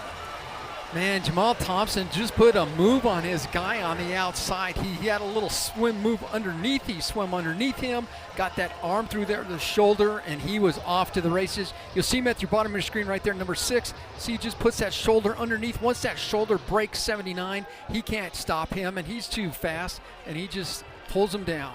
Great sack. 4th and 28 for Middle Tennessee. TK King, the return man, right around his own 35. Logan trying to flip the field.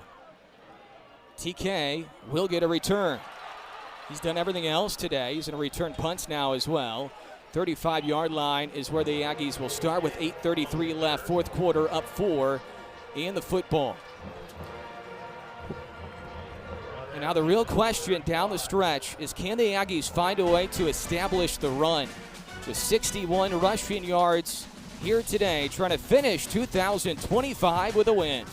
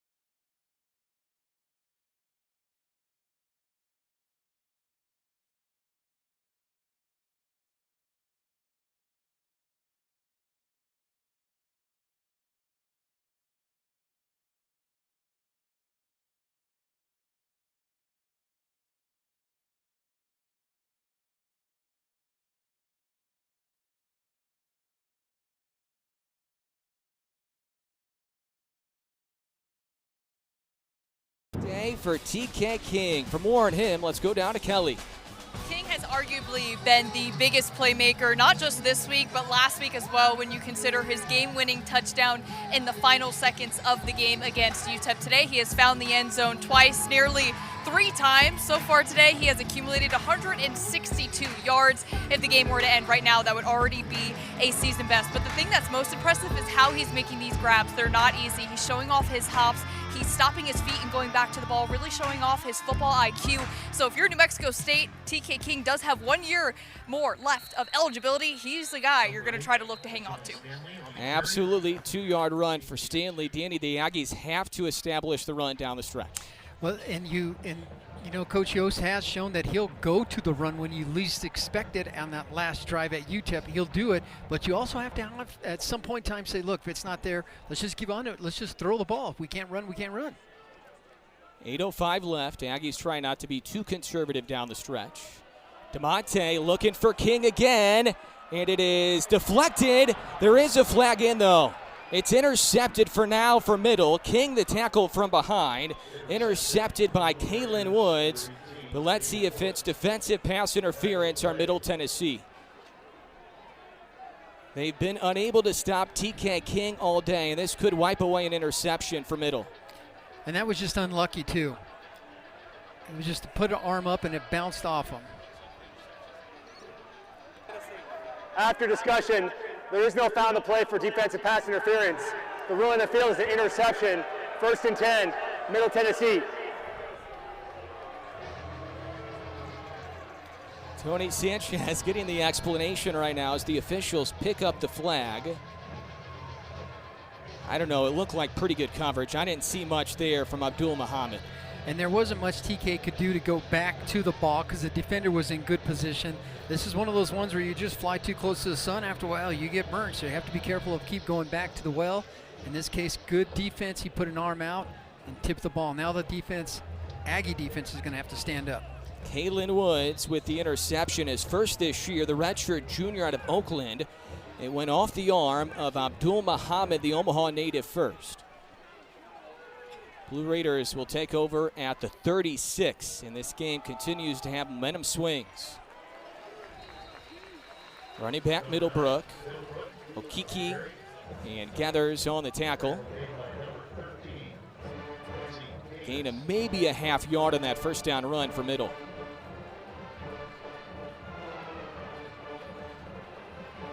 Second down, 9.5 to go for Middle Tennessee. This one completely up for grabs here in the final 7 and change. Gagliano looking across the middle, and he is almost dropped, but he gets rid of it to Tipton. Tipton into Aggie territory. Gagliano got rid of it. There is a flag down around the 30. And there's multiple players down around the 30 as well. And now Tipton is down at midfield. Holding offense number 71. 10-yard penalty from the previous spot. 2nd down. Officials timeout for injury. Right now we have 3 players down, it looks like. The Aggie player pops up. That's Obi Okiki, the transfer from La Tech. Player down for Middle Tennessee, Ellis Adams, who's been down a couple of times today. He gets up. And now at midfield, Tipton is still down. And that's going to wipe away the dump-off pass by Gagliano. I don't know how he got rid of it, but he did to Tipton. Man, you talk about the pressure that he is under this second half. That front four for the Aggies have really put on the show in this second half. Okiki's all over there, and along with several other Aggies. And I'm not sure how he got the ball off at him. It just shows the strength of his arm of just pumping it up in there downfield, and Tipton was able to grab the ball. He was climbing the ladder trying to get rid of the football. Tony Sanchez still talking to one of the officials about the flag that was picked up moments ago on the pass interference. I do think in the end it was the right call, but it doesn't look good when you throw a flag and then pick it up after a pick.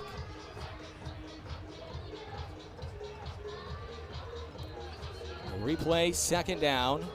2nd down and 20 for Middle Tennessee. Line to gain is the 46. The Aggies really getting to Gagliano here in the 4th quarter. Aggies rush 4. Thompson gets around the edge. Gagliano lifts it far side, and it is pulled in. And a flag comes in. Landon Collins the catch. A flag comes in, though, right around the 35. Well, he launched that thing downfield. The Aggie defense trying to say it's offensive pass interference on Collins.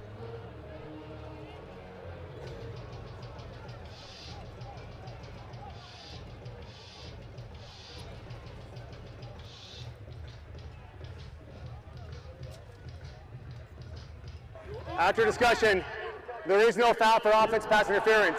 First down. Tony Sanchez looking for an official now. I mean, that's 2 straight pass interference calls with flags picked up. So the play will count. Goes for 48 to Collins all the way down to the 26. Stilton McKelvey was calling for it all the way. Trying to say that Collins pushed off to get free and eventually make the catch. 6 1/4 left here on the 4th. Play clock down to 3 for Middle Tennessee. They just get it off. Middlebrook pulled back, only gains 1 yard on the play. The run stopping in the 4th quarter has been much better, Danny. Yeah, that defensive front up there is really putting on a show. And I think the linebackers are also getting their fits nicely as well. And that helps here. The last play, that 48-yard reception, there's still pressure on Roman, and he's just launching that thing. But they're all over him. A big difference between the first and second half. Aggies trying to force Middle Tennessee into a tough decision. Right now it's 2nd down and 9. Middle Tennessee trails by 4. Gagliano completes his pass, but it's short of a first down. Butler gets to the 19. 6-yard pickup, 3rd and 3. Do you think this is 4-down territory for Middle Tennessee, even with 5.5 left? I'm not sure that this is where they want to go to 4th down. It could be, because they may not touch it again if they give it back. But the Aggies have turned the ball back over to them several times quickly, so I'm not sure they want to have a 4th down, but we'll see where it goes on 3rd, and then they'll look at it. Blue Raiders need 3 yards for a first down. They need the 16 with 5 and change left. Aggies blitz. Gagliano's looking end zone for Collins, and it is dropped in for a catch and a touchdown. What a grab by Landon Collins. His first touchdown collegiately. 2 huge catches during the drive for the freshman from Knoxville. Man, did he drop that thing right down the chimney there. He just threw that up there and launched it right over the shoulder of Zedekiah, who's on coverage. He's got good coverage there. You can see here, immediately releases the ball. Lots of pressure on him. Back, full shoulder. Great catch, great throw. Maybe a little bit of a gamble, too, to go for a pass on 3rd and 3. The Middle Tennessee takes advantage, and Collins, the freshman, who had 4 catches for 37 yards a week ago against Sam Houston, made the catch right around Zedekiah Rodriguez-Brown. And now the point after from Hathaway to give the Blue Raiders a 3-point lead. This is a big extra point right here. 3-point lead for the Blue Raiders. And if last week was any indication, this one is far from over. Now, there was a false start. Our Middle Tennessee on the extra point, so they're going to re-kick this. Illegal formation. Kicking team had more than 4 players in the backfield. 5-yard penalty. Repeat the try. And this is a big extra point. I mean, this is to put you up 3 instead of 2. A week ago, the Aggies trailed by 4 with less than a minute left, 56 seconds, marched down and scored the game-winning touchdown with right around 20 seconds left. Different scenario right now with 5:05 left.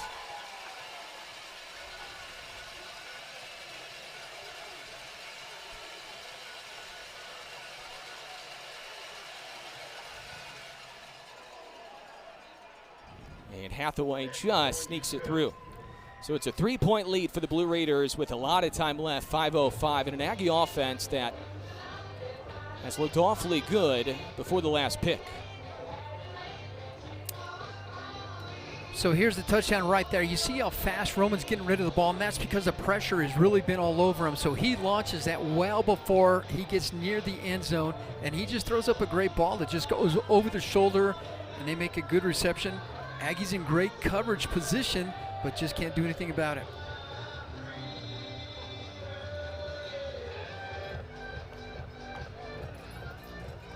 Both teams trying to finish the season with back-to-back wins. Blue Raiders beat Sam Houston a week ago. Aggies came from behind to beat UTEP a week ago. King and Stanley back deep. Balin Woodman will kick it off again.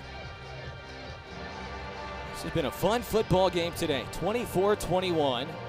Aggies jumped out to a 7-0 lead. Blue Raiders tied it at 7 in the first quarter. Blue Raiders scored late in half one to go ahead 14-7. Then it was 17-7. Aggies scored back-to-back touchdowns, and now the Blue Raiders respond to go ahead by 3. And it's gut check time right now for this Aggie offense, led by Adam DeMonte, who's thrown a couple of picks today. Yeah, and the last one, it was just the arm went up last minute and tapped the ball away, and so that's just what happens sometimes. But there has been 2 picks he's thrown, but he has to put that behind him and just marshal the team and get downfield and put points on the board. 2 young backup quarterbacks starting today. Gagliano from Middle Tennessee, DeMonte for New Mexico State. King gets by the defensive back Muhammad, gets a step on him up near the 35 all the way to the 34. 9-yard pickup on the catch for TK. That's 9 today. And he just drilled that ball into TK, and those strong hands, you can see him just pull that thing in on that last throw. That's a tough cover for Abdul Muhammad, the son of Abdul Muhammad, who won a couple of national titles at Nebraska. A run for a first down for Kadarius Callaway to the 38. 4-yard maneuver for Callaway, playing his final collegiate game today.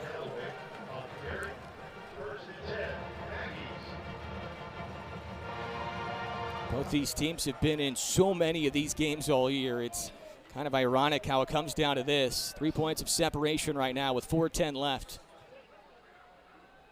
Dump off underneath. Callaway had to turn around to grab it, and Callaway gets to the 44.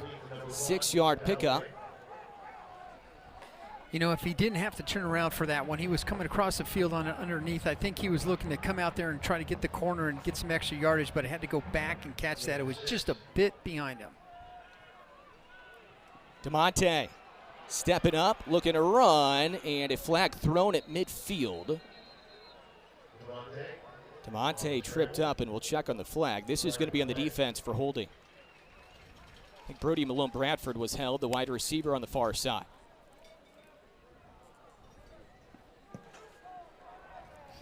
Holding, defense number 22, 10-yard penalty, automatic first down. Juwan Gaston, who had a pick earlier, the guilty party. Middle Tennessee with 3 conference losses by 3 points or less. New Mexico State can look back at the 3-point loss at Liberty in early October, the OT loss against Missouri State, the 3-point loss at home against Kennesaw State the last time at home. Isaiah Ruddison, a hard run all the way to the 42 for 4 yards. Don't you think Isaiah's really been a pleasant surprise to this offense in the backfield? I know they were looking at a couple other running backs, but Isaiah has just shown that he can be the guy to pound it in the middle. Absolutely. Ruddison still the running back. DeMonte goes underneath to Ruddison, and it's almost intercepted by Middle Tennessee again. That was Corey Smith, the Murfreesboro native at linebacker, the sophomore who almost had his second pick this year. Yeah, that was a tough one right there. He was just going underneath to Isaiah as he snuck out of the backfield. You can kind of see him right there, go right through the middle. That's been wide open, and he just couldn't pull it down. I'm sure Ruddison would tell you that's a ball he probably has to catch up by his helmet. From the 42, 3rd and 6. DeMonte goes to King, first down. Pinballs off a defender to the 34. 8-yard pickup, double-figure catches. That's 10 today for TK King. You know, they're playing TK off just a little bit, probably because he's so quick and fast off the line of scrimmage. But when they do, that allows that little quick toss in the middle there that's been wide open. From the 34 on 1st and 10, the Aggies taking a shot to King. TK made the catch, but he was out of bounds. He made the catch, and he was out of bounds. Muhammad at coverage again. And Muhammad might be cramping up. He has to take a knee in the end zone.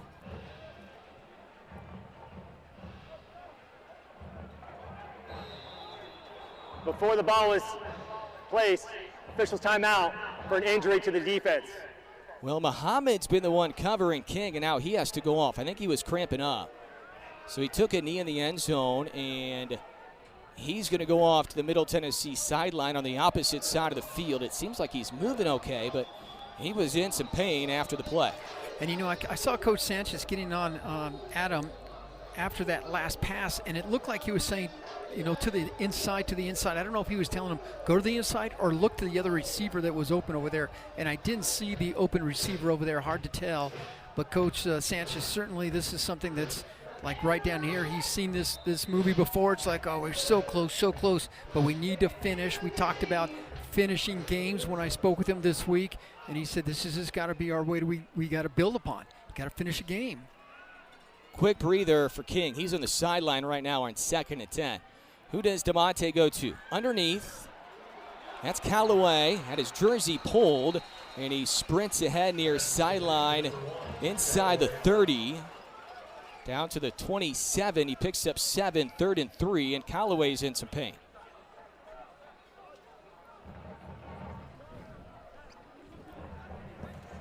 That was a great job by Callaway after the catch to get some extra yardage. They're yanking on his shirt, and he's driving for more yardage. He knows where that first down marker is, and he just couldn't get there. Aggies down 3, 3rd and 3. They're going to pass on 3rd and 3. Rudis in the catch. Open field tackle made. Let's see where they spot it. It's going to be 2 yards shy of a first down. This is the 2-minute timeout. 4th and 2, it appears, on the other side of the 2-minute timeout with a kicking situation right now that the Aggies are unsure about because of the injury to Hawk and David Barker, who hasn't kicked much. We'll see what Tony Sanchez decides to do. 2 minutes left. Aggies trail by 3.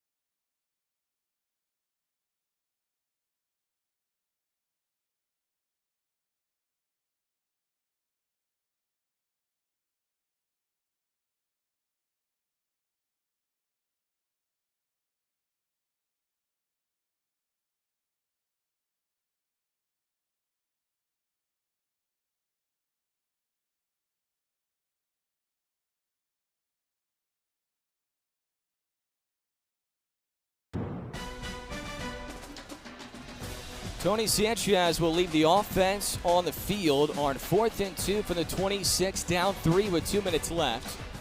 Ryan Hawk coming back from injury today. It's kind of fringe field goal range for David Barker. So it's 4th and 2 from the 26. The Aggies need the 24 for a big first down.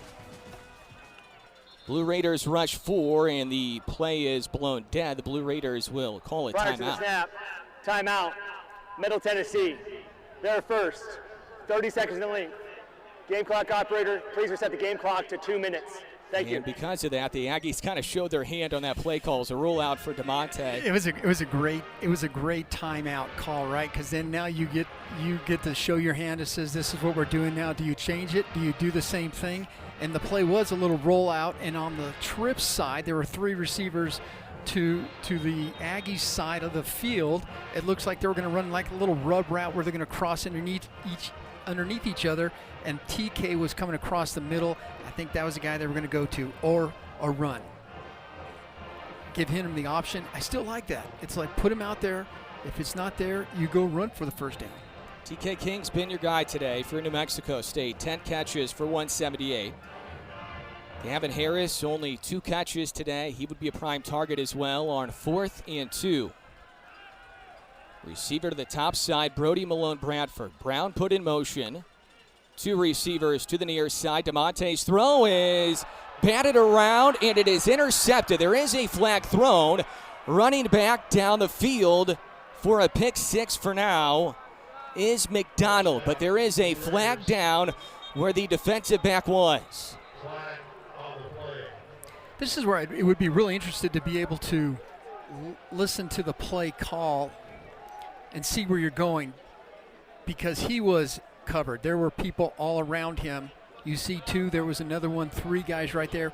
On the other side of the field, Donovan Fapal was wide open. They left him alone.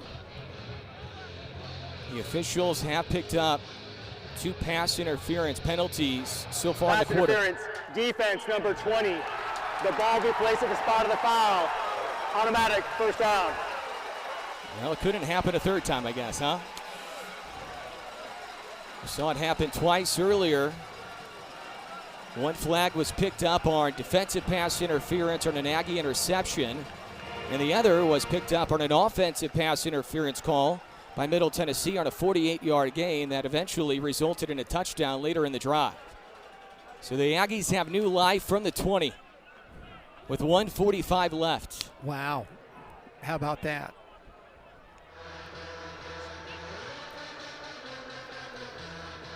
I think you have to start, if you need to throw the ball again, I think you have to know that they're going to be on TK. They're going to know where he is. Please reset the game clock to 1 minute, 48 seconds. 1:48. Thank you. And they're going to track where TK lines up and where he goes, and they're going to give him some safety help, which means that it's not going to be safety help to someone. The last play, Donovan Fapal was wide open, so you have to be able to quickly view the field from left to right.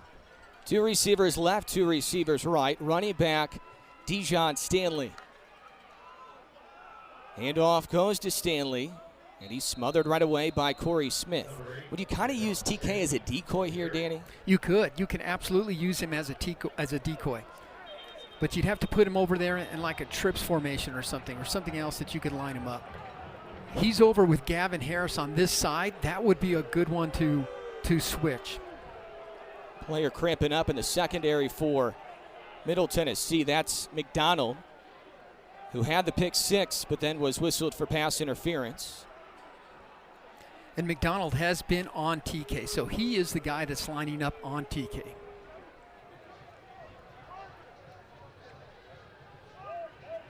I think Tony Sanchez is talking to the official either about the clock or potentially a player trying to stop the clock. And we would never speculate if McDonald was okay or not. He's able to walk off okay, but I think he was cramping. There was an injury to the defense after the ball was spotted.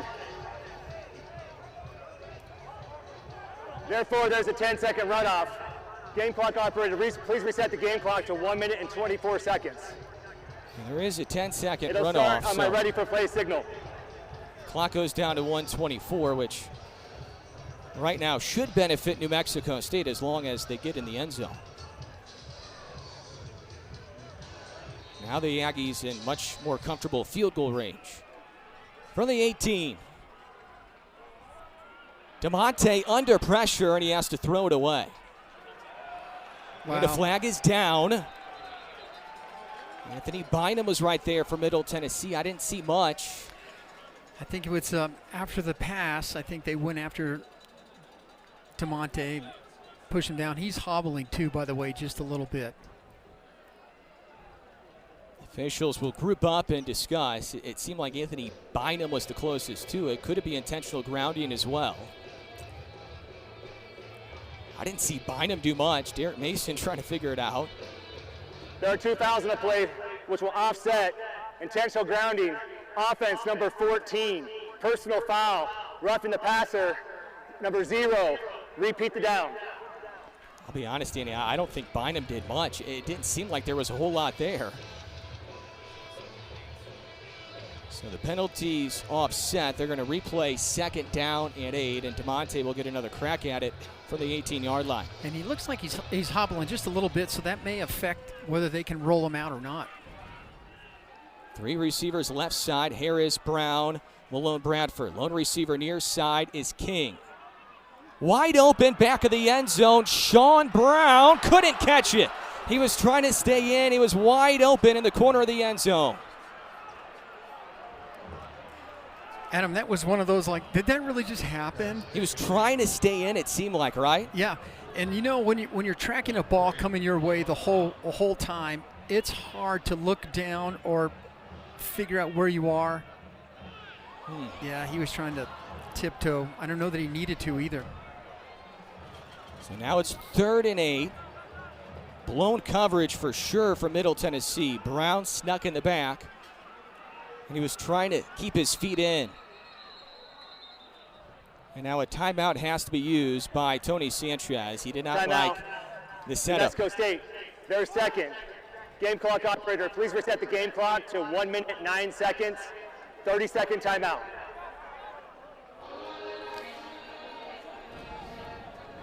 Well, New Mexico State trying to make sure that Sean Brown can forget about that.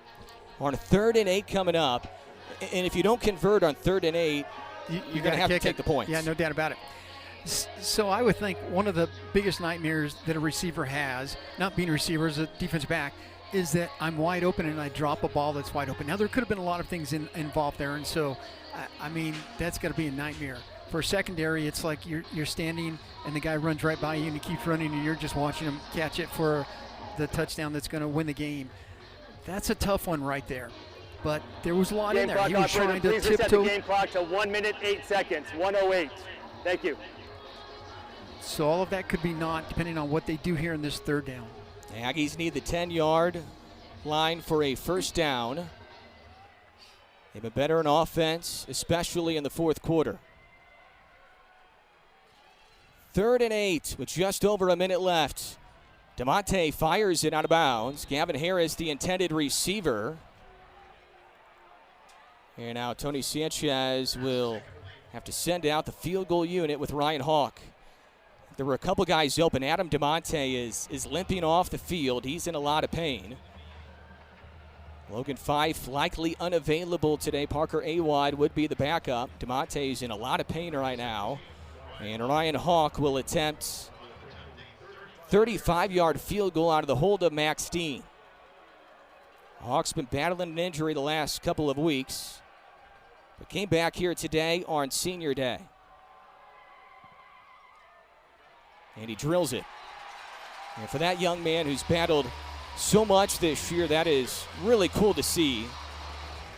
Aggies almost had a touchdown with Brown, who dropped it back left of the end zone, and Hawk ties us up at 24. There is time left for Middle Tennessee with 1 timeout left. But you were inches away from going ahead, right, Danny? That makes it very tough. And it looks like kind of Ryan's kind of limping a little bit as well. Yeah, that last play, you were right, though. When you said there were other guys open, there were players that were open in the patterns, and he just couldn't get there. Now, I don't know if he could not get through the progression because he was in pain or what he was looking at, but we did miss some. So all of that doesn't really matter.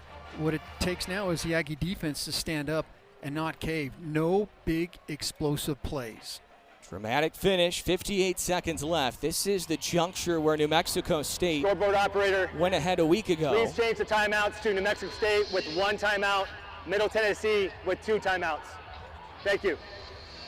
So they're going to flip the timeout situation. Apparently, New Mexico State has 1, Middle Tennessee has 2.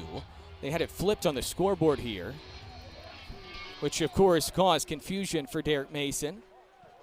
Kaya Francone, the kickoff.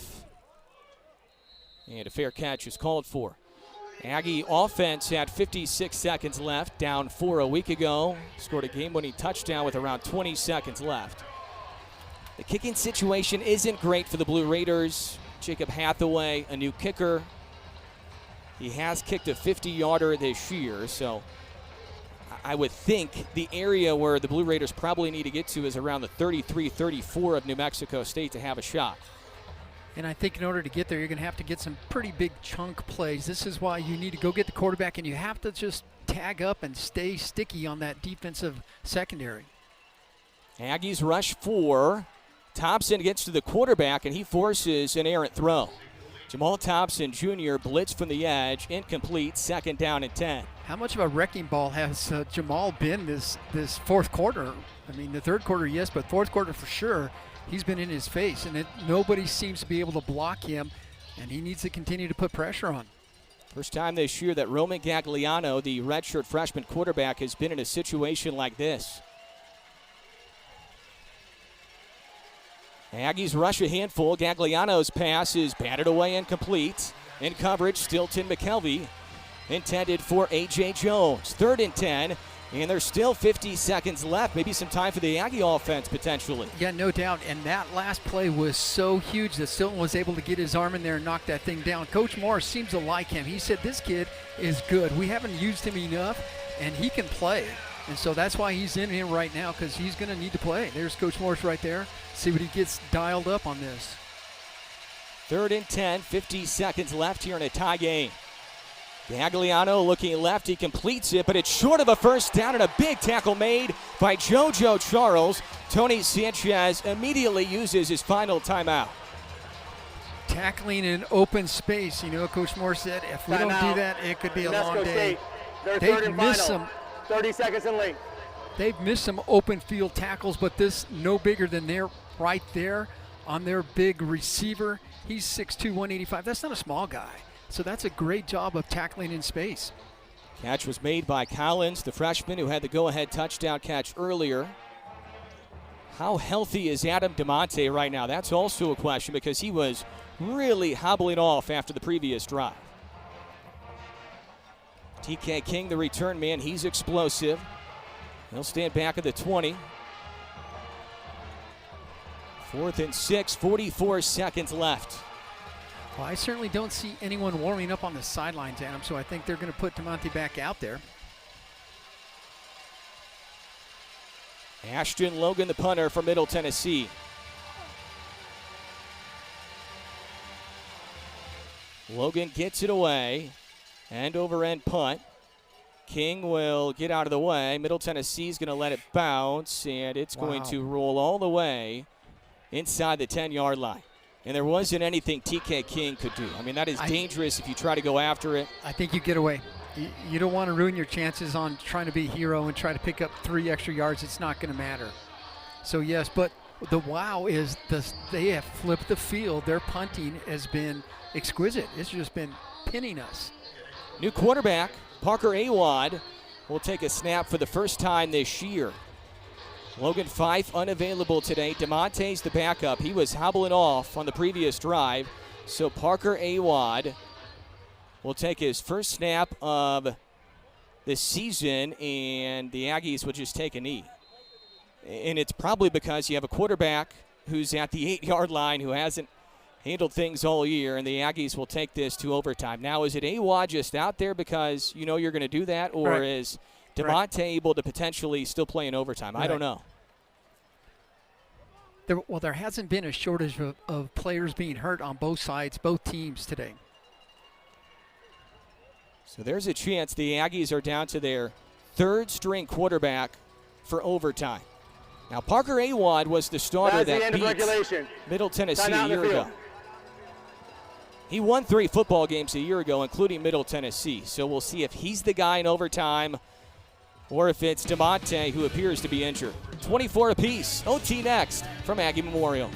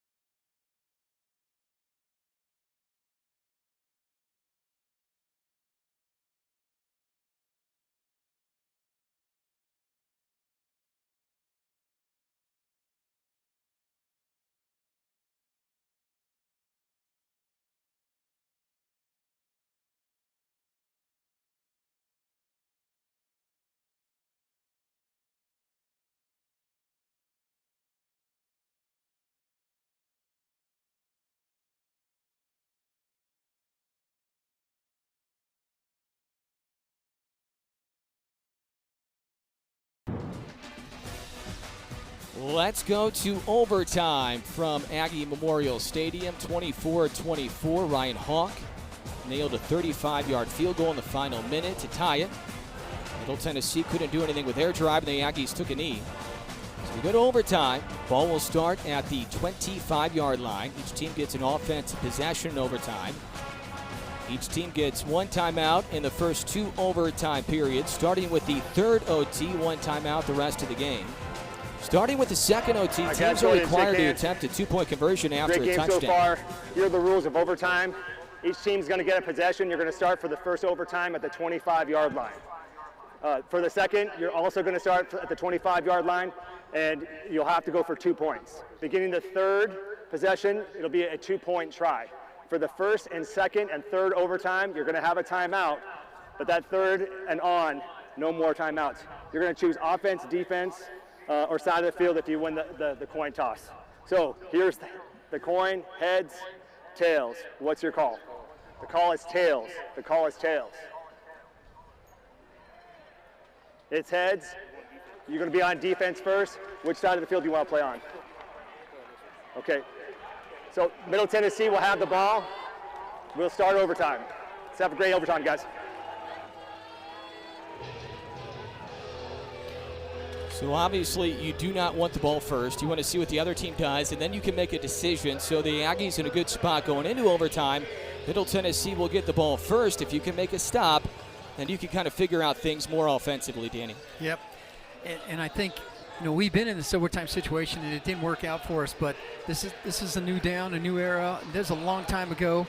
So now that defense, who's been playing very stellar, they've been doing quite well on pressuring Roman. See if they can dial something up to put the pressure on. Kelly Horizon checking in with us tells us that Adam DeMonte has gone to the locker room. Doesn't mean he's done, but potentially getting checked out. So when the Aggies get the football, it could be Parker Awad, who has not played the entire year, but was the starter for a good chunk of last season. From the 25. Gagliano, the quarterback, 23 of 38 today. Run goes to Middlebrook, who's pummeled right away. Schnetkoke on senior day. Cole steps up in there. He was untouched, and he was in that gap and just saying, no, there's nowhere you're going here, Middlebrook.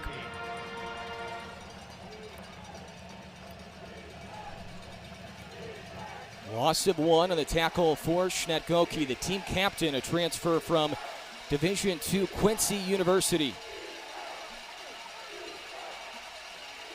They put Tipton in motion, the tight end. Gagliano, pocket collapsing, throws it low. I think that was intended for Tipton, but nowhere near him. Yeah, 3rd and 11. It's interesting, too, Adam. Coach is coming out there, and he's putting pressure on, and he's just going man. He's like, we're man-free, so we have one free safety sitting in the middle, but the rest, everyone is manning up. So everyone is tracking. You see a running back comes out of here. Someone's got responsibility for him.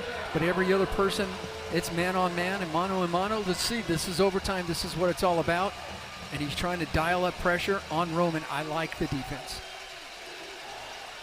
Two receivers near side, two to the top side. Running back Middlebrook on 3rd and 11. Gagliano overthrows his receiver again, and a flag comes in. A flag comes in the end zone. Two flags come in. Intended receiver Butler, it was overthrown, but the second Aggie who came in would be the guilty party. Big hit.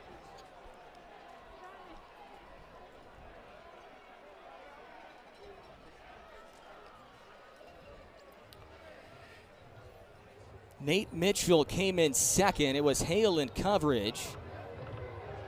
I think Nate was trying to peel out of the way, but had nowhere to go. Butler took the brunt of it. The officials having a very long conversation. They've picked up a couple of pass interference calls so far in the game. Both came in the fourth quarter. And the official was standing right there, so he got There are a two good fouls in the play, both by the defense. Personal foul, targeting, number 4. That play will be under review. Pass interference, number 23. 15-yard penalty from the previous spot. Automatic first down. The targeting foul is under review. I don't believe they got the right number on pass interference because it was Armand Hale in coverage. Stilton McKelvey throws his hands in the air. He was not anywhere near the play. So pass interference should have been on Hale if that's the call. Stilton McKelvey is not even in the play. He's 23 in crimson. That's Hale, who's 2. So the PI was on Hale, not McKelvey. They gave an incorrect number. And now they're going to review to see if Mitchell will be ejected for targeting. Well, that's a tough penalty right there. That's a big one. It would have been a 43-yard field goal attempt for Middle Tennessee from the 26. Right now they have the ball resting at the 11-yard line. And you know, it looked like Armando was in good position. It looks like he had his receiver covered, and he reached out and looks like he grabbed his arm. I don't know if he needed to. Now it's easy to see from up here, but you can kind of see it right there. That's where they called it right there, the reach out. But he's not in bad position. He's really not. It has to be a perfect ball. And then the targeting, I'm not sure.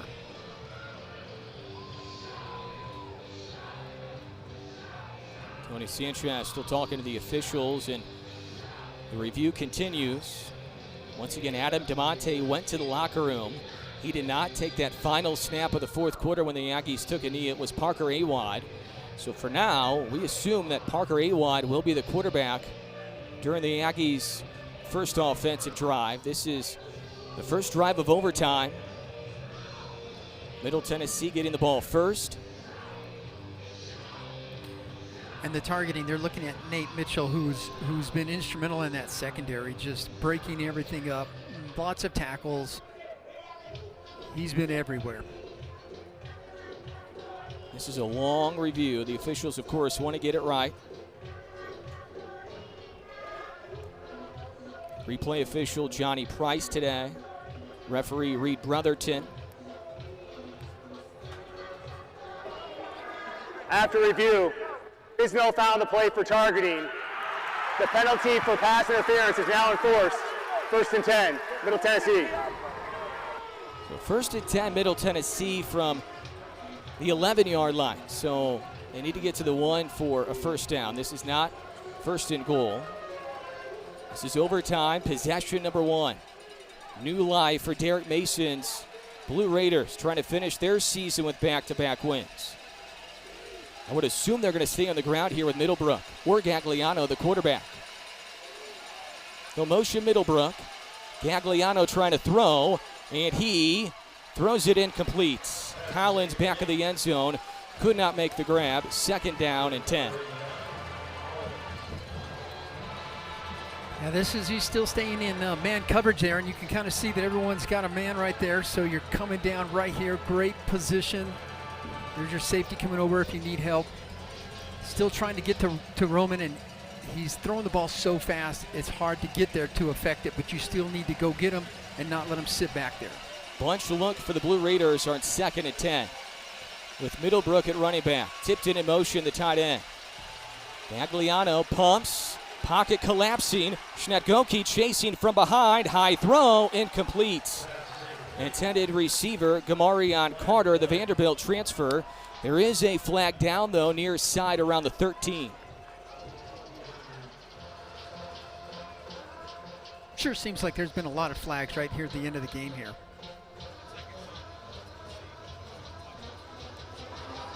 Legal formation. Offense had more than 4 players in the backfield. That penalty is declined. It's third down. So Tony Sanchez declines the penalty.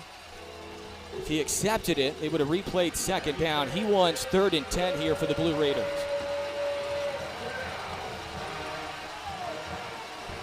Blue Raiders 7 of 17 on 3rd down today. Aggies trying to force them into a field goal attempt on the first possession here in overtime.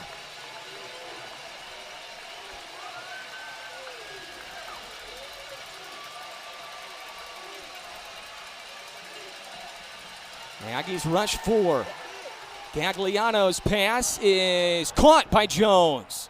Touchdown for Middle Tennessee in heavy traffic again. A.J. Jones, his 2nd touchdown catch today. And that was not an easy throw and not an easy catch. Well done both ways. Yeah, and he threaded that thing, so still trying to put pressure on there. You can see he's trying to get right down the middle. He has to thread that thing perfectly. We're in good position, too. I mean, Josea's right there on him.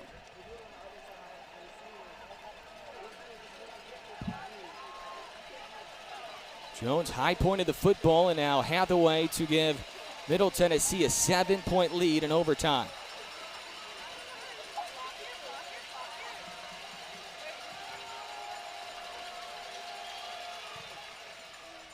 Seven-point lead for Middle Tennessee. Jones with an 11-yard touchdown catch on 3rd and 10. Of course, the pass interference call on Hale, a big call during that play as well.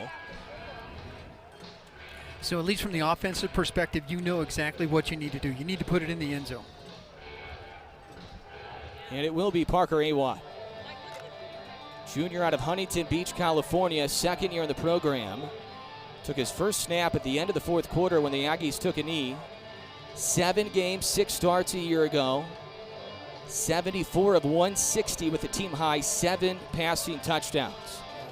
He was the 3rd string quarterback until Logan Fife got hurt before last week's game against UTEP. But he has stayed ready, and the Aggies need 7 to extend the game. And a false start penalty. False start. Offense number 74. 5-yard penalty. First down. Danny, it's a different cadence, a different rhythm. It's a different everything with a new quarterback. It is. You're absolutely right. It just doesn't help the situation, though, because now you're behind the sticks. You still have, enough that you can get there. Still first down, but just makes it a little bit harder.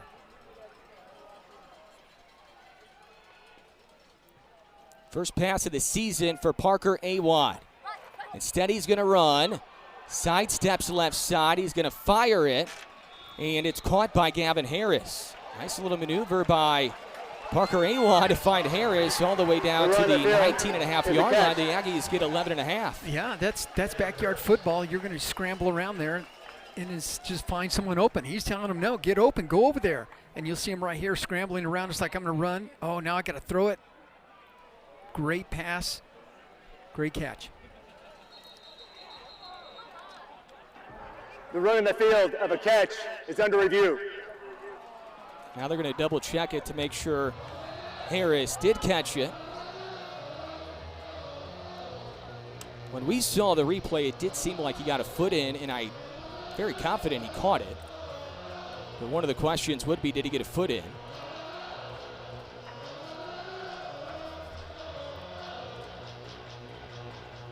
Once again, Logan Fife unavailable, was out last week as well.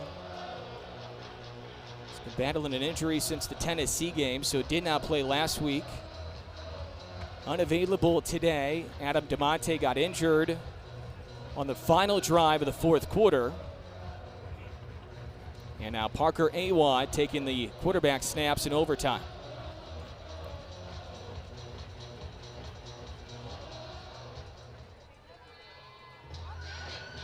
Oh, they're trying to see if his knee touched before. It's pretty clear he had a foot in and he caught the football, but was his knee down? It's pretty close. And the ruling on the field is it was a catch. Correct. So you need enough evidence Yep. to change this.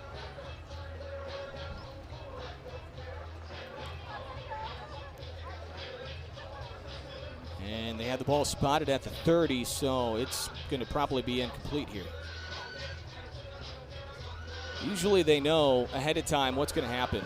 After review, the receiver's right knee was out of bounds prior to gaining possession. It's an incomplete pass. The ball will be returned to the previous spot. It will be 2nd and 15. Yeah, so the knee was down out of bounds for Harris. Everything else was fine. Foot was in, catch was made, but knee was out of bounds. Offensive line will have to protect here for Parker Awad. Third string quarterback. Started a half dozen games a year ago, trying to lead the Aggies to a tying drive here in overtime. And the Aggies jumped again.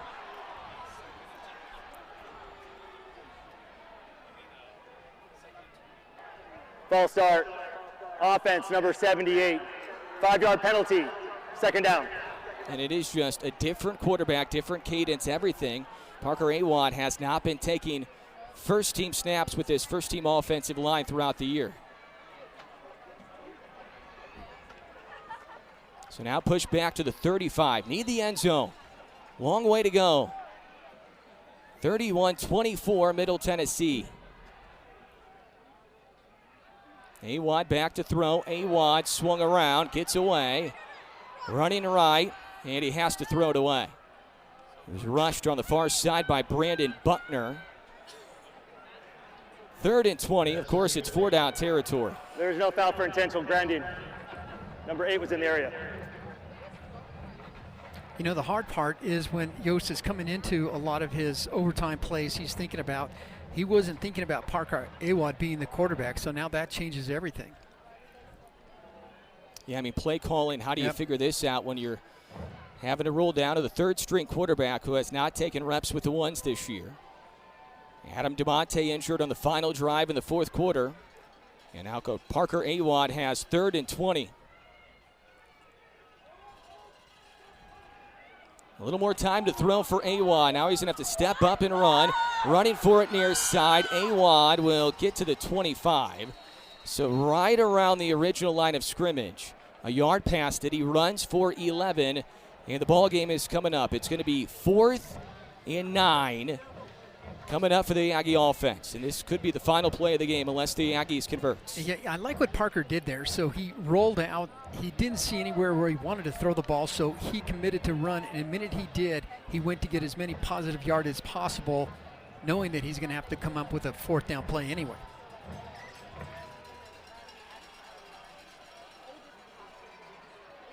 Fourth and 9. Here's the ball game right here with the 3rd-string quarterback, Parker Awad. Blue Raiders rush 4. Awad gets rid of it. Throwing it for Harris, who almost made a one-handed catch. No flags are down. And Middle Tennessee will storm the field. Gavin Harris almost made a one-handed catch. And Middle Tennessee escapes with a 31-24 back-and-forth win.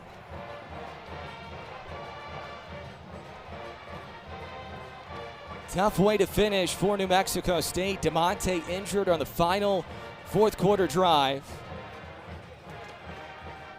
And New Mexico State will finish the season 4-8. Middle Tennessee will finish their season with back-to-back wins. And they will finish 3-9. Well, the Aggies had some chances. Sean Brown had a chance to make a catch in the back corner of the end zone, was trying to keep his feet in, which would have put the Aggies in front. Couldn't hang on. Aggies had to settle for a field goal, which Ryan Hawk made. But DeMonte was injured in that final drive in the 4th. The Aggies had to roll with Parker Awad, a couple of false start penalties for the 3rd-string quarterback's offensive line in that overtime drive. And Middle Tennessee wins it 31-24 here today. those interceptions too, it comes back to what do you do with the ball after an interception? They got points off that. That really hurt as well. Turnovers get you, but there's never one play that really makes the game. There's explosive plays on the defensive side. She could have made more plays there. Now you think back to a lot of different plays throughout the course of the game that certainly could have changed things. At one point, it seemed like New Mexico State had the momentum after TK King had a couple of touchdown catches. We'll take a look at the Memorial Medical Center final highlights from this game here today. TK King had a monster game, Danny. He finishes 10 catches, 178. I can't say enough good things about TK King. The way he came to play today, he did a great job. 5-yard touchdown catch there for King with 52 seconds left in the third. And this initially was ruled a touchdown as King reeled this in. They ruled him down at the half-yard line, so DeMonte ran it in after the review. And New Mexico State took a 21-17 lead at that point, and you felt like there's a good chance the Aggies could hang on to this one at that point. Yeah, there was a lot of momentum. There was a lot of great things happening offensively, and the defense was standing up. There were a couple of pass interference calls overturned later on during the fourth quarter. Drive was extended for Middle Tennessee, a 48-yard catch earlier in that drive for this man, Landon Collins. It finishes on a 19-yard touchdown catch by him. That was with 5:05 left, 24-21 the score. Aggies got a field goal late in regulation. And on 3rd and 10, A.J. Jones hauls in his second touchdown catch of the game in overtime. And that holds for Middle Tennessee as they win it here today by a final of 31-24. Look at final stats presented by Blue Cross and Blue Shield of New Mexico.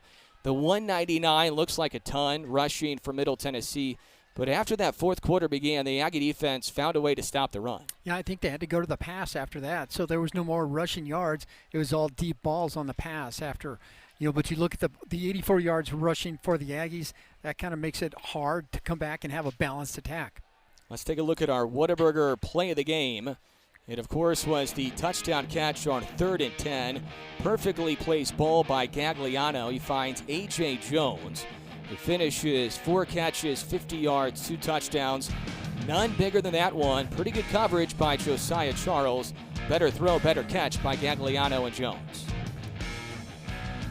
And that is our Whataburger play of the game from today. So kind of a sour finish for New Mexico State. If you finish with 2 wins, you feel a whole lot better going into the offseason. And now you finish with a loss that's going to sting. 31-24 final score. We'll see how things unfold during the offseason with the transfer portal as you try to add so many pieces. The theme the last couple of years, Danny, has been about 50 newcomers each year. We'll see if that trend holds going into next year. Yeah, and certainly you finished this season, and it's not quite what you wanted it to be, and you didn't have a strong finish like you thought you'd have, and that really is going to sting just a little bit like you talked about. They need to clean up some of those things and not get caught in the second overtime that we lose. You got to finish strong on some of those and finish those games. Strong finish for Middle Tennessee. A win last week against Sam Houston, a nice road win against New Mexico State today, so a 3-win season for Middle, but they do finish with 2 wins and some momentum into the offseason for Derek Mason's program. Thank you so much to our entire crew all season long, led by our director, Vinny Conway, Rito Rodriguez, our producer, Val Acheluz Pastrana, our engineer, Jared Woods, Anthony Casals on stats, Kelly Horizon on our sidelines, my partner Danny Nee, Adam Young saying so long from Aggie Memorial Stadium. The final score in overtime, 31-24.